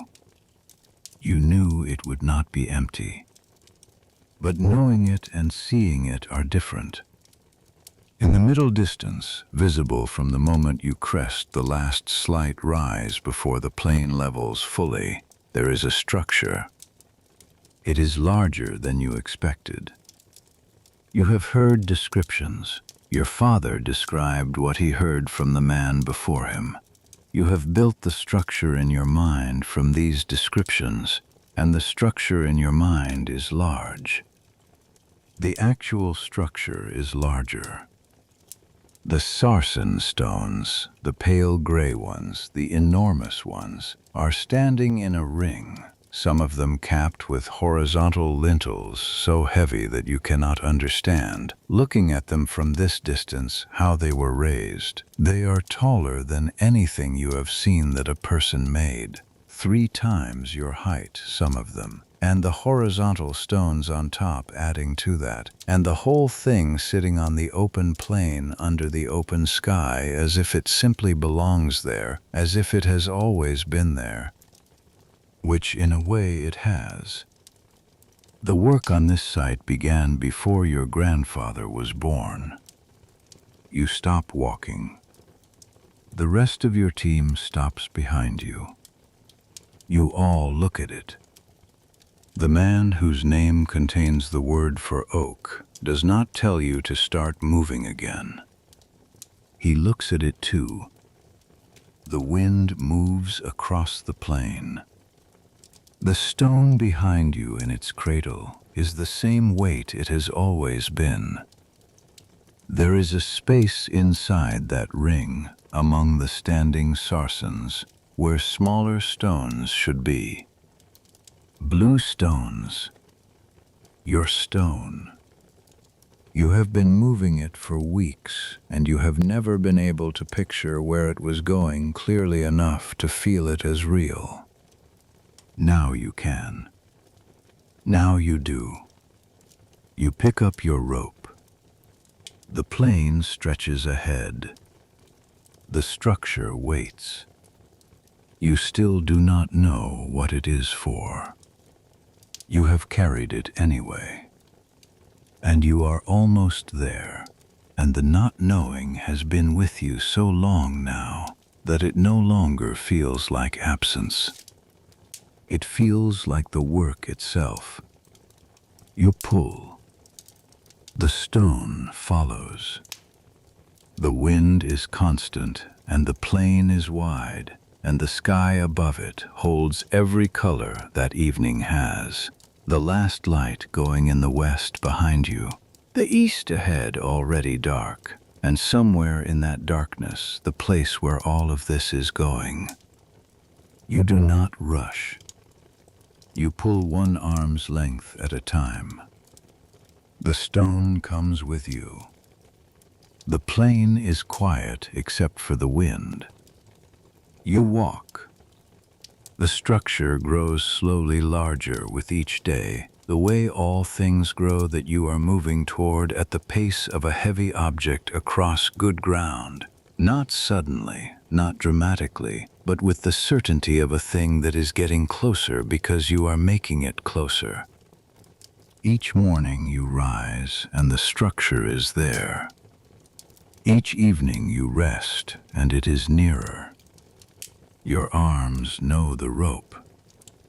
The rope knows the stone. And the stone, indifferent to all of it, has been going east since before you were born. It is almost there now. You are almost there. You pull, and the plain receives you both. The site is larger than the structure. You understood, approaching it across the plain, that there was a circle of standing stones. What you did not understand, what no description had prepared you for, is everything surrounding that circle. The ditches, the embankments, the avenue of earth that approaches the stones from the northeast, wide enough for 50 people to walk abreast, defined on both sides by raised banks of chalk that catch the light and hold it. The whole site enclosed by a circular ditch and bank that predate the stones themselves by centuries. the chalk gleaming white where it has been cut fresh, and weathered gray where it is old. The circular ditch alone took an enormous quantity of human labor to cut. You can see, walking along the edge of it, the antler pick marks still visible in the chalk walls, thousands of individual strokes, the record of people who worked here before the stones existed, before the avenue was laid out, before there was anything here but an idea in someone's mind and the will to make it physical. Someone began this without knowing how it would end. You understand this feeling. This did not happen in one generation. This did not happen in 5.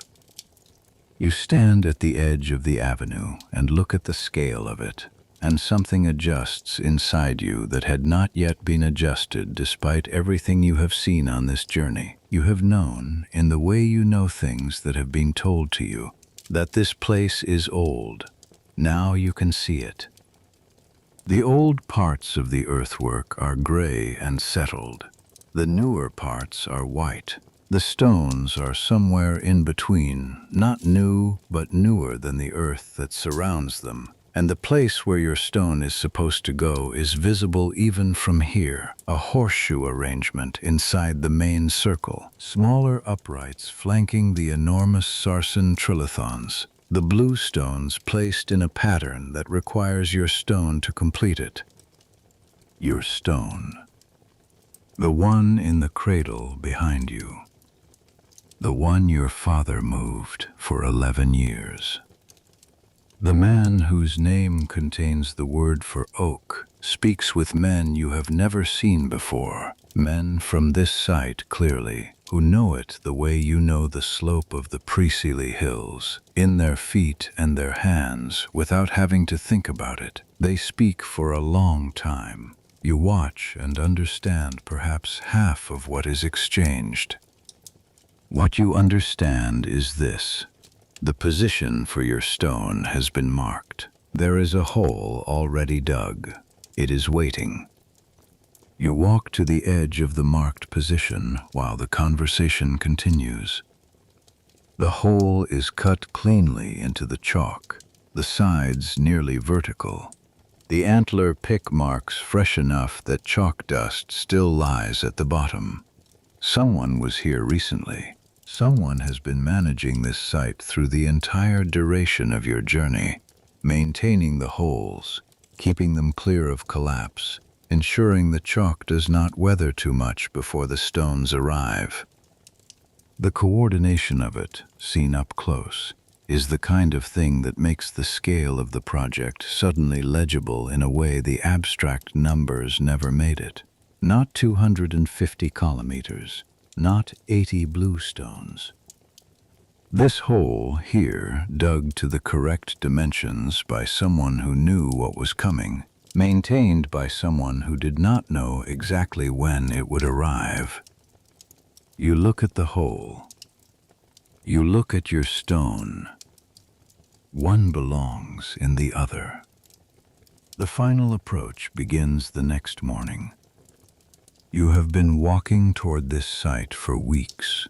The final 200 meters take the better part of a day, not because the ground is difficult.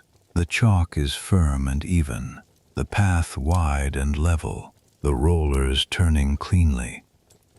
But because precision is required now in a way that the open journey did not demand, on the road, close enough was adequate. A meter left or right of the intended line cost you a rope adjustment, nothing more. Here, the stone must arrive at a specific point on a specific orientation, because the hole it is going into was dug to receive it in a specific position, and the hole does not adjust. The men from the site walk alongside the stone during the final approach. They watch its orientation continuously, checking it against marks in the chalk, small incised lines, barely visible unless you know to look for them, that indicate the alignment the stone must maintain as it approaches the pit. Your stone needs to be brought in from a specific direction, at a specific angle, so that when it is tipped into the hole and raised to vertical, it faces correctly within the overall pattern of the horseshoe. You do not know what the correct facing means. You know that it matters. You adjust when you are told to adjust. You stop when you are told to stop. By midday, the stone is perhaps 30 meters from the pit. By mid-afternoon, it is 10. By the time the light begins to soften toward evening, the stone is sitting on its sledge directly alongside the marked position, close enough that you could step from the sledge onto the edge of the pit without stretching. You hold the rope. You wait. You do not direct this. The men from the site direct it. Your job, as it has always been, is the rope. You hold what you are told to hold. You release when you are told to release. You pull when you are told to pull, and you stop the instant the signal comes, and you hold the position without drift. This last is harder than it sounds. Holding a 4-ton stone stationary on a slight grade while other people work around its base requires constant attention. The rope does not stay taut on its own. You must maintain the tension actively, feeling for any shift in the stone's weight and responding before it becomes movement. You hold. The stone rests at the edge of the marked position. Around the site, people from other families are working. You can see other bluestones at various stages, some already lowered into their holes, the visible portion rising above the chalk surface, not yet fully upright, some still on their sledges, waiting their turn. The logistics of this, seen from inside it, are staggering. Dozens of stones, dozens of teams, a sequence that must have been planned long before you arrived, and that operates to a rhythm you can sense but cannot fully read. You look at the other teams. They look at you. You share something that neither of you has a name for. Not kinship, not alliance exactly, but the particular recognition of people who have done the same hard thing by different roads and arrived at the same place. The man pulling the rope on the team to your left has the same calluses you have, the same set to his shoulders, the same way of watching the stone rather than watching the people around it. You nod at him. He nods back. That is all. What you can read is the whole. You look at it. It is roughly 1.5 meters deep, cut into the chalk with antler picks. You can see the marks, the curved scrape of the tine in the pale white wall of the pit. The width is slightly larger than the base of your stone, which gives you clearance to lower it in, but not so much clearance that it will settle off-center. The bottom of the pit has been packed with rammed chalk rubble to provide a level base for the stone to sit on. Someone dug this hole for your stone. Someone dug it, knowing the dimensions of a stone they may never have seen. There is a communication system embedded in this project that you have never thought about before and are thinking about now. The dimensions of your stone were somehow conveyed to the people who dug this hole across 250 kilometers long before your stone arrived. Messages carried by people traveling between the site and the quarry. Measurements recorded in whatever form measurements were recorded, perhaps in lengths of knotted cord, the knots spaced to indicate width and depth, perhaps in the memory of people who walked the full distance and carried the information in their bodies, reciting it the way stories are recited, exactly, without variation. An understanding shared between people who may not share a language, of what size pit would receive what size stone. This is not a small thing. You have been part of a project involving dozens of stones, hundreds of people, and generations of time, and until this moment you have understood it as a sequence of physical problems: how to quarry, how to move, how to cross water, how to lower into ground. These are problems of strength and engineering and endurance, and you know how to think about them. The communication problem is different. The communication problem is about how knowledge travels, how a measurement made on a Welsh hillside becomes a hole dug in chalk 250 kilometers away, sized correctly, oriented correctly, waiting. You hold your rope and look at the hole and try to understand this.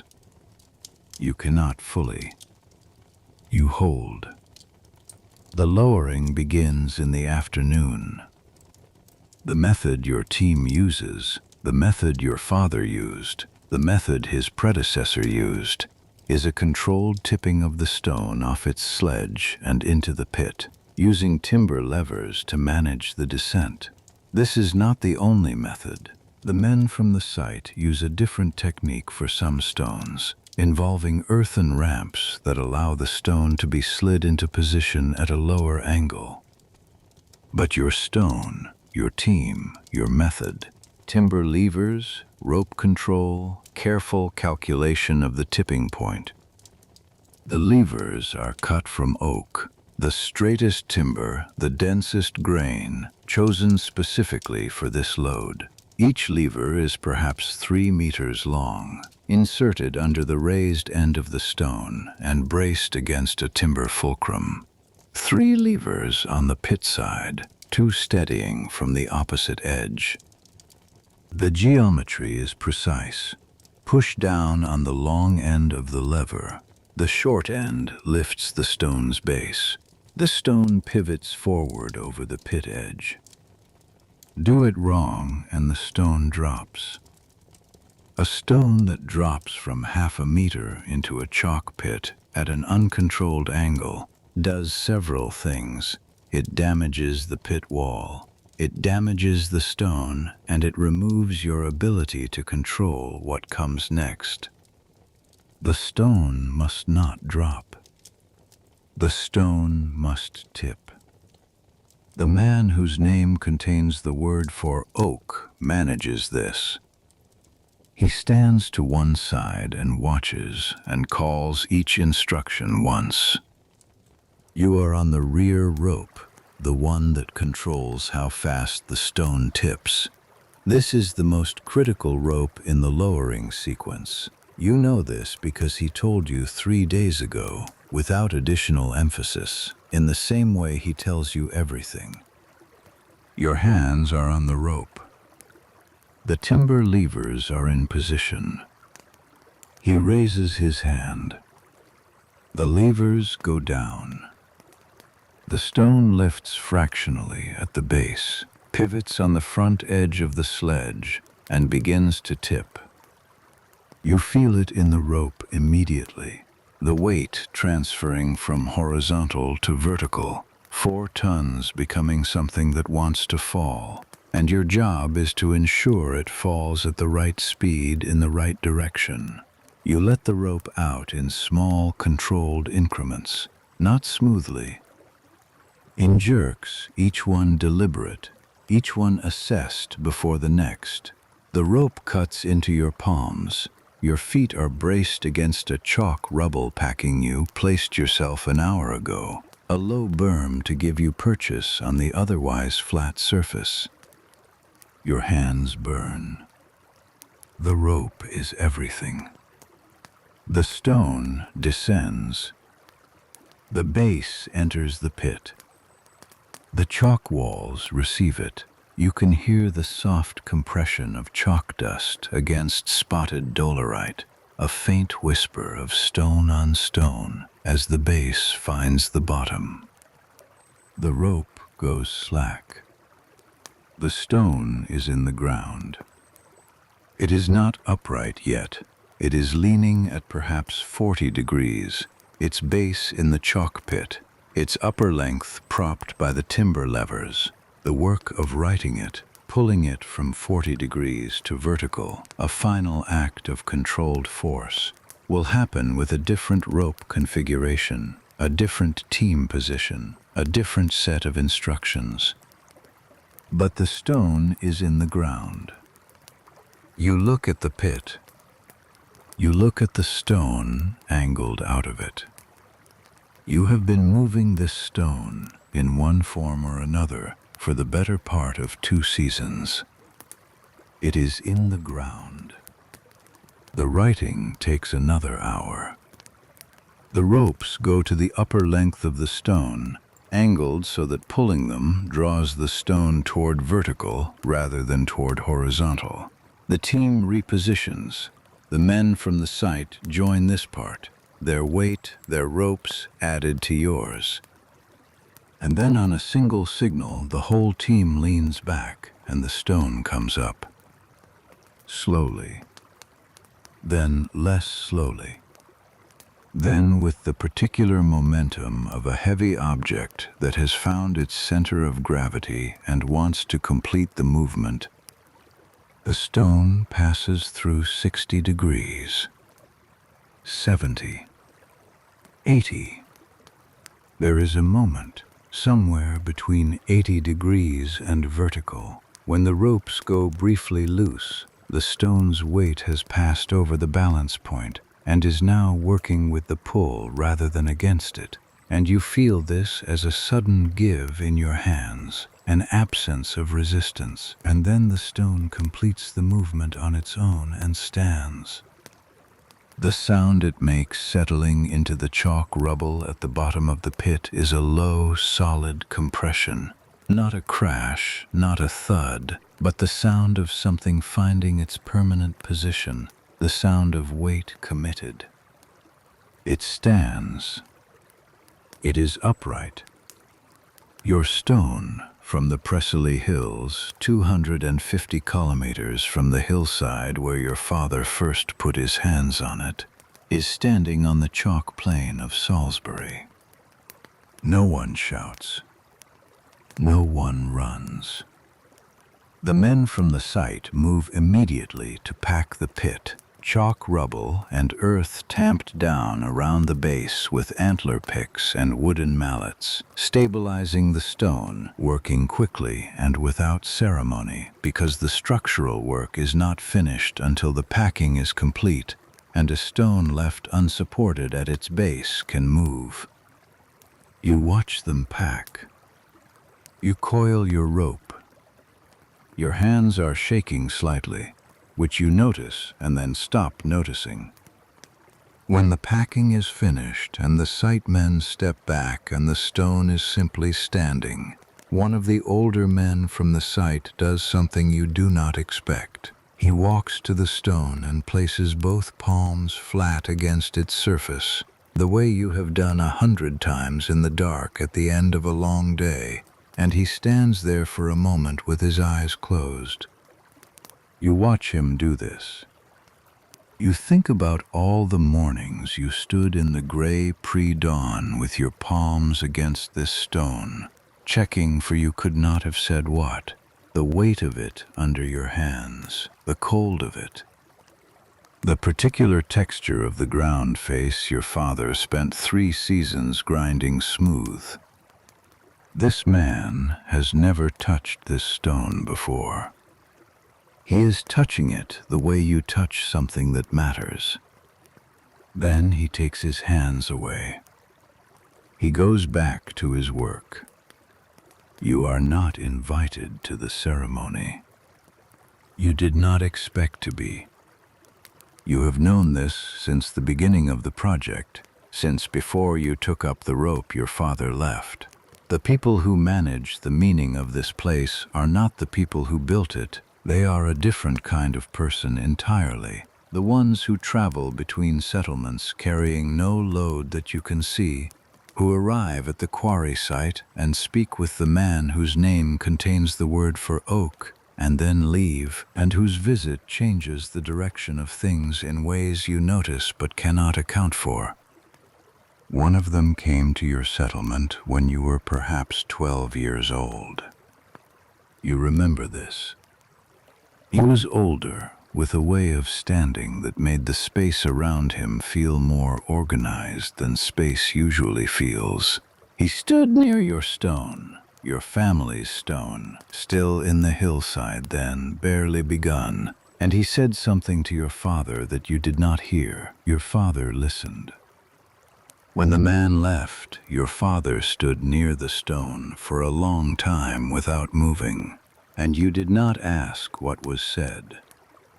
You are still not asking. You coil your rope. That evening the site feels different from any camp you have slept in on this journey. You are not in open country. You are inside something, inside the embankment, inside the scale of it, the stones visible against the evening sky in a way they were not in daylight, the light going behind the sarsen uprights and the shadow lines extending east across the chalk. The shadows are long and deliberate looking. You know they are not deliberate. You know they are the result of stones placed in positions that were decided for other reasons, and the shadow lines are simply what shadows do when the sun is at this angle and the stones are this tall. But knowing this does not change what you see. What you see is shadow moving across chalk in a pattern that looks purposeful, that looks like something that was meant. The structure from inside it is not the same thing you saw from across the plain. From across the plain it was large and deliberate and comprehensible as a made thing. Impressive, yes, but comprehensible. A circle, upright stones. Things put where they were put by people who had reasons. From inside it, in the fading light, with the shadows long and the wind moving through the gaps between the standing stones, it is something else. The wind between the sarsens has a sound that it does not have in open air. It is not loud, it is not dramatic. It is the particular quality of moving air that has been shaped by passing through a narrow space, a channeling, a slight change in pitch, as if the stones are doing something to the wind the way a hand cupped around a flame does something to that specific air. You do not have a word for what it is. You sit near your fire and look at the stone you brought here. It is the same stone it has always been. Cold, blue-gray, 4 tons of spotted dolerite from a hillside 250 kilometers west. It does not look different standing here than it did lying in its cradle.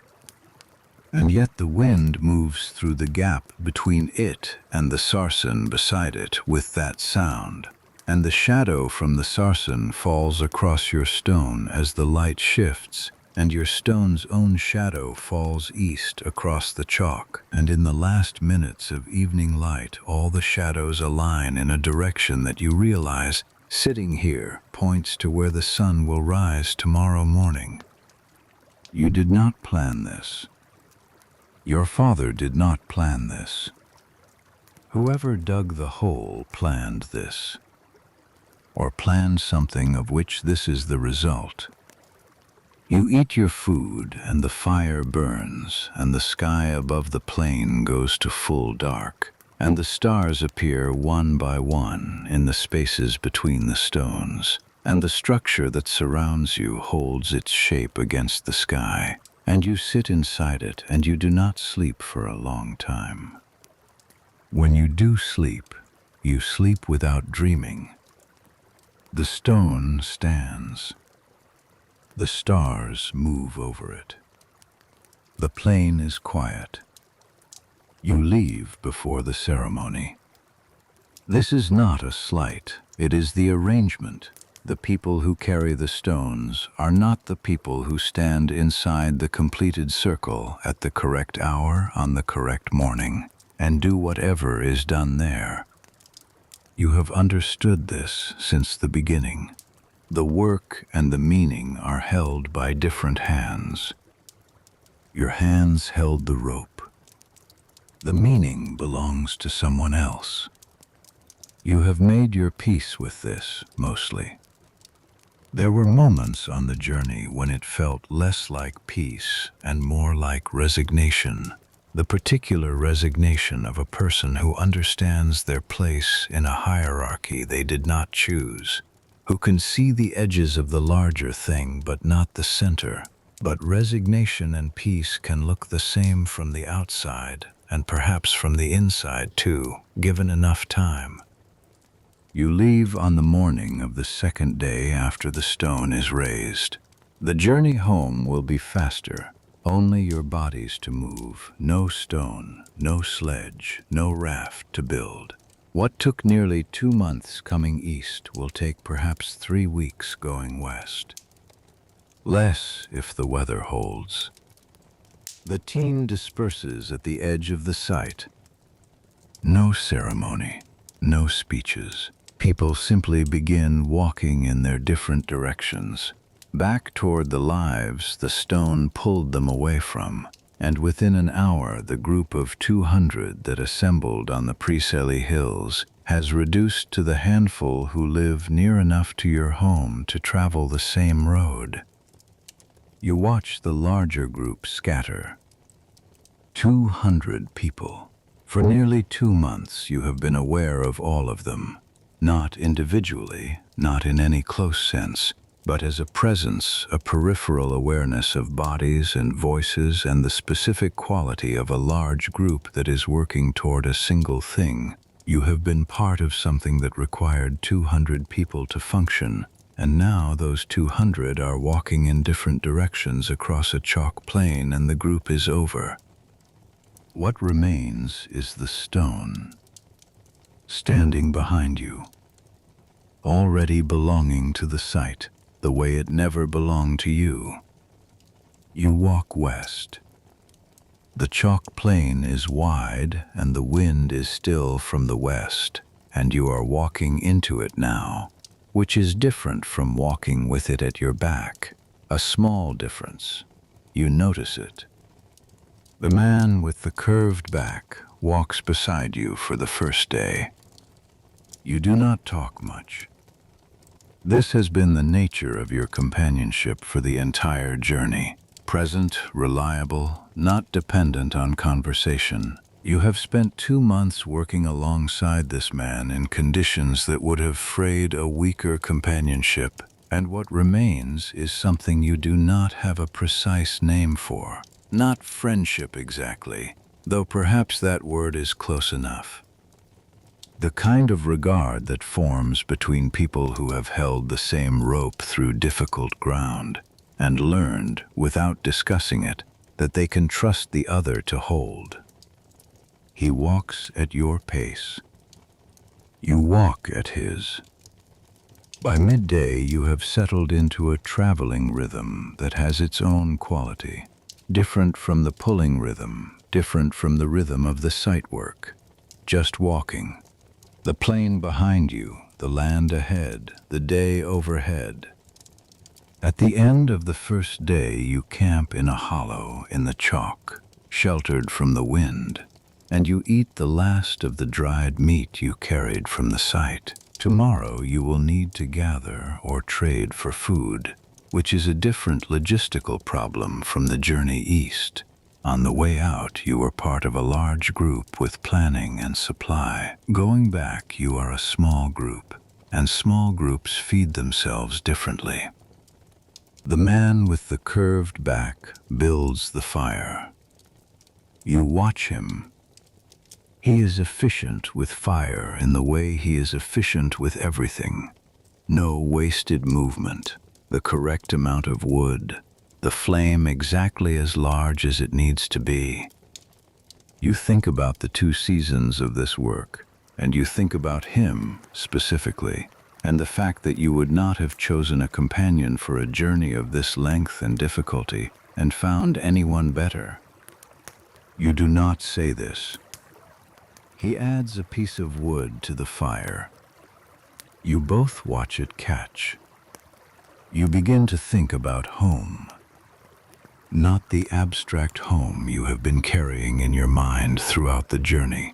The idea of it, the weight of it, the counting of days toward it, the specific home, the roundhouse, the hearth, the way the light comes through the roof opening in the morning at a specific angle that you have never noticed until now, because you have never been away long enough to miss it. Your wife, the child will be here by now. You have known this for weeks. The arithmetic was always clear. But knowing it in the counting forward way is different from knowing it in the way you know it now, walking west with nothing between you and home except distance and time. The child is here. You do not know if it is a son or a daughter. You do not know if it is well. You press these things down, one by one, and you watch the fire and the man with the curved back, and after a while you sleep. The journey west takes 17 days. Each day is simpler than the corresponding day of the eastward journey. No stone, no ropes, no decisions about terrain that must account for 4 tons of spotted dolerite and the failure modes of timber on a wet slope. Just walking and eating and sleeping and walking again. The body without the rope does not know what to do with itself at first. This is not a complaint, it is an observation. For nearly 2 months, your body has been organized around a specific task. The particular posture of pulling, the rope calluses, the way you brace your feet, the muscle memory of the signal system, when to lean and when to hold and when to release in precise increments. These are things your body knows now without your mind's involvement. And now there is nothing to pull and the body looks for it. The hands reaching for a rope that is not there at the start of each morning. Before waking fully, before remembering. You walk faster than you expected.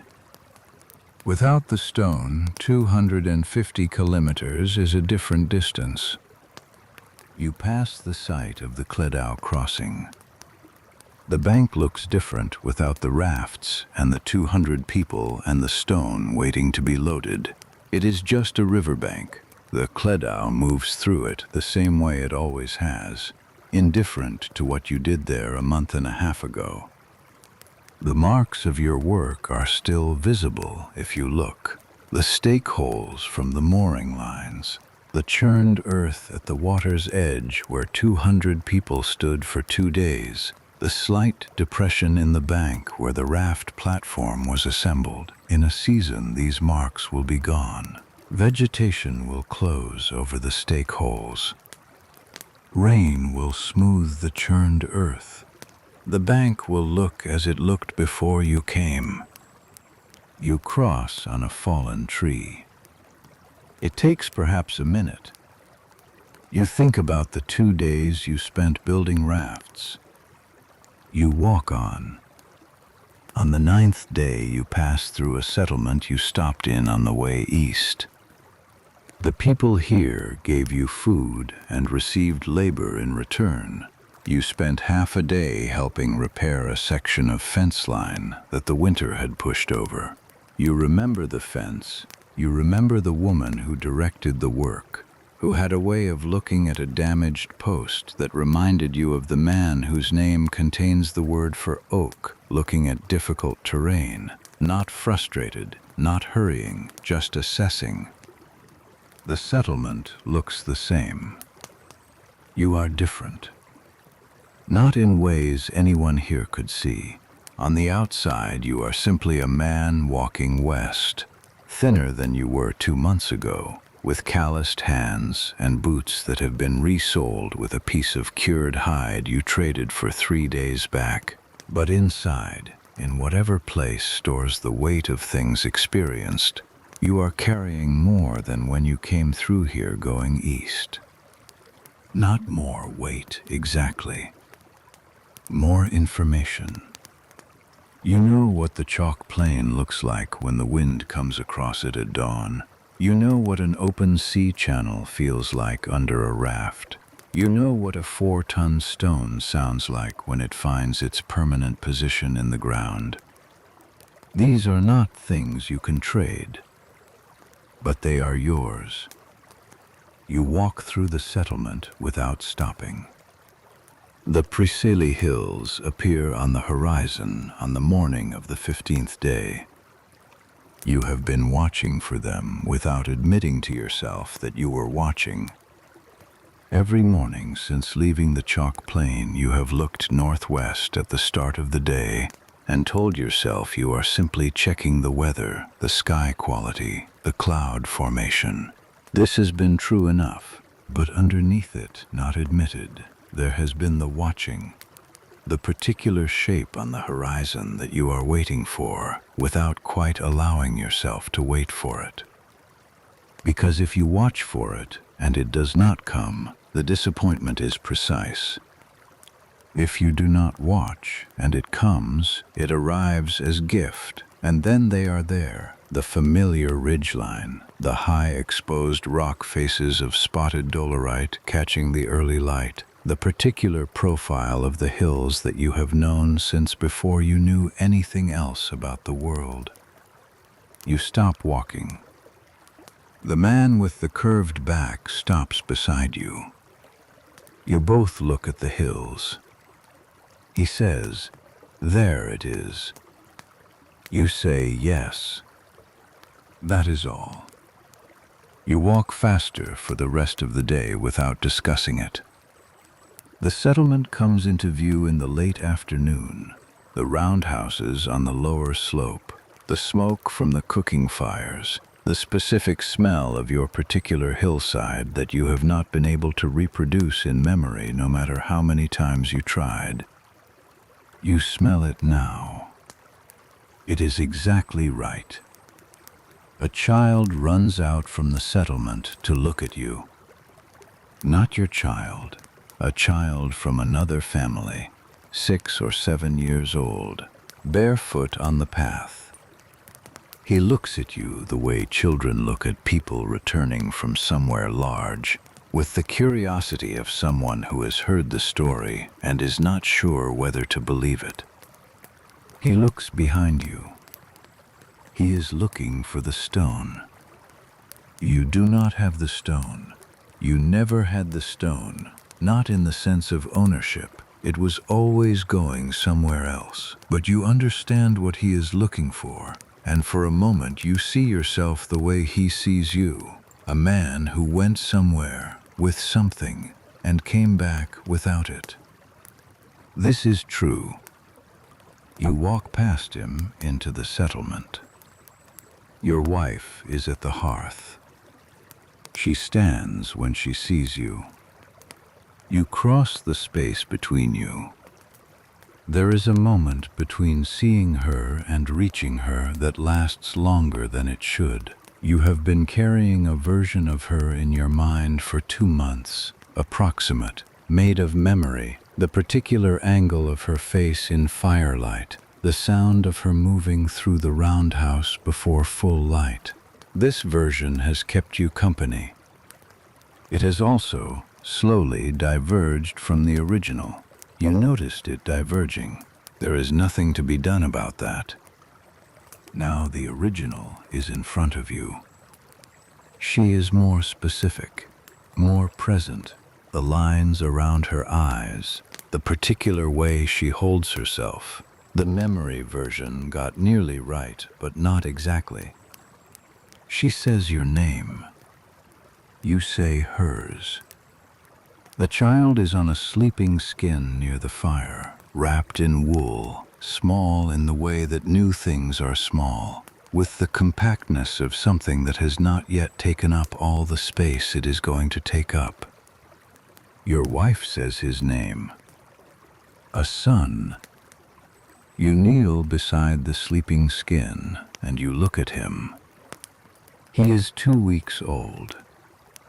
He has been in the world for 2 weeks while you were walking west across a chalk plain and fording a river and crossing a hillside that looks exactly like this one. He has been breathing the air of the Preseli Hills for 2 weeks without you there to see it. He is asleep.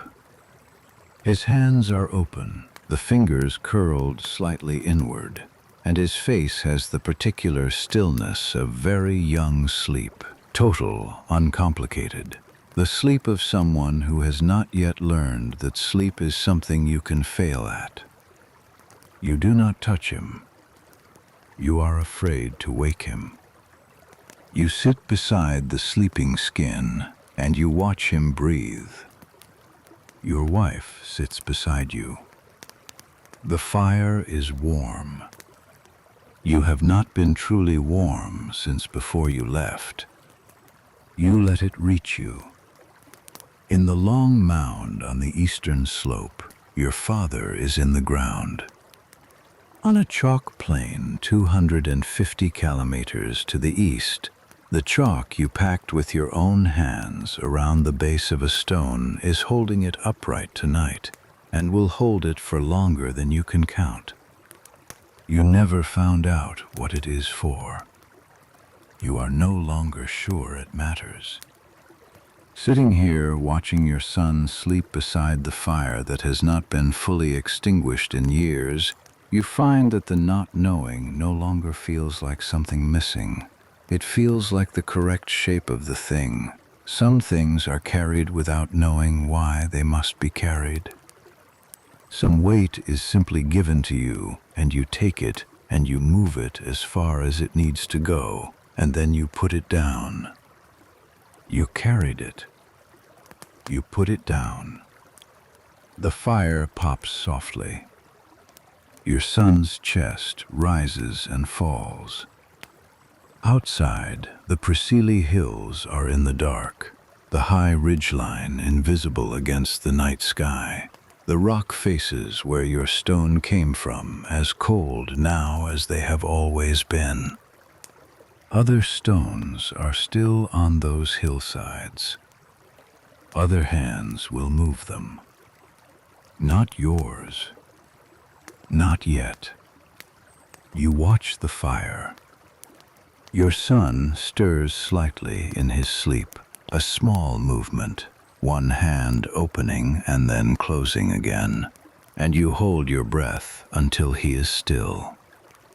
He is still. You breathe. Your wife watches you watch him and does not say anything, which is the correct thing to do. There are things you will tell her eventually. The Cledow crossing, the channel, the way the stone sounded settling into the chalk pit, the man from the site who put his palms flat against the stone and stood with his eyes closed. You will tell her these things when you have found the right words for them, which may be tomorrow or maybe months from now. Tonight you just sit. The weeks of the journey settle into your body the way long effort always settles, not leaving exactly, but redistributing, becoming part of the texture of you. Your hands carry the calluses, your shoulders carry the memory of the rope.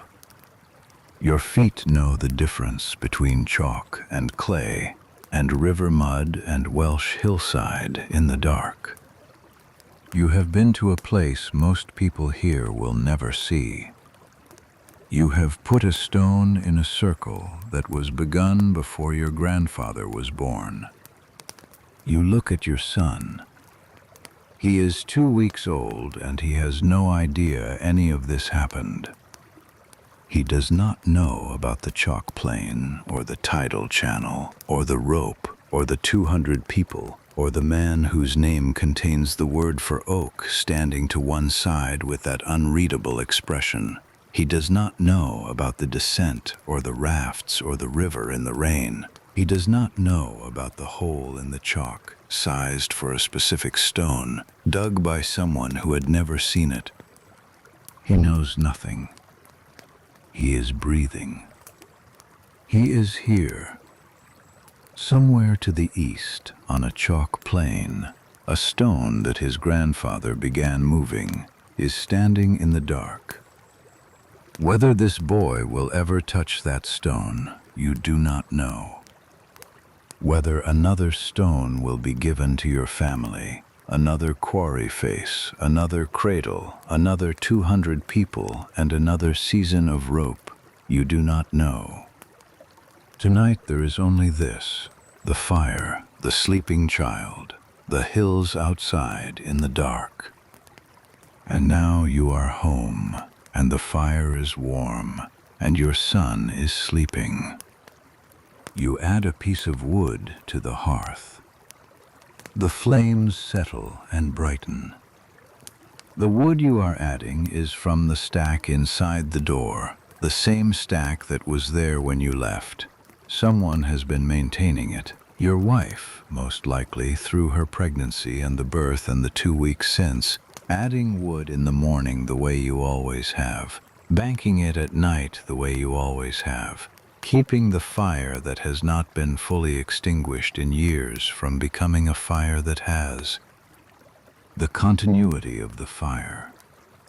A hearth that has been burning continuously is not a small thing. It is the warmth of the roundhouse and the source of the cooking and the light in the dark hours and the thing that signals to anyone approaching that people live here. Keeping it burning through a Welsh winter requires a specific kind of daily attention. The right fuel, the right banking, the right care with the morning rebuild. You left this to her, and she kept it. Of course she kept it. You look at the fire. You look at your son. You do not need to go anywhere. Not tonight. The roundhouse holds the warmth. The smoke rises through the roof opening. The hills are out there in the dark, patient and cold, the same hills they have always been. And they will be the same hills long after you are in the long mound with your father, and the stone you carried will still be standing on the chalk plain, cold and upright, 250 kilometers east, outlasting everything. It will still be standing.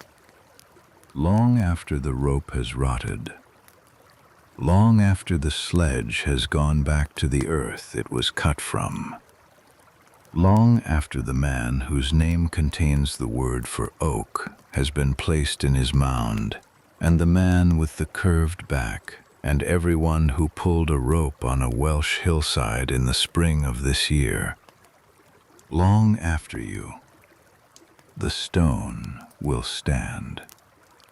It is standing now, tonight, as you sit by this fire, as you close your eyes, as your son breathes beside you, as the fire burns down to coals and the roundhouse goes quiet and the last of the evening settles into night. The stone is standing. It will be standing when you wake. It will be standing in 500 years, in 1,000, in 4,500, on a chalk plain, inside a circle, under a sky that turns overhead the same way it turned the night your father put his hands on a cold hillside and began something he could not finish. You finished it, or you finished enough of it. And now the fire is low, and the child is sleeping, and the hills are dark, and there is nothing left to carry tonight. Rest now. Let the fire do its work. Let the hills hold what they hold. Somewhere to the east, on a wide chalk plain, a stone is standing in the dark. It has been standing since before you closed your eyes. It will be standing when you wake. Sleep well. Good night. If this story found you at the right moment, a like or subscribe helps this channel more than you might think. It means more stories like this one can keep being made. Thank you for being here. Thank you for listening. And thank you for giving this kind of history the quiet it deserves.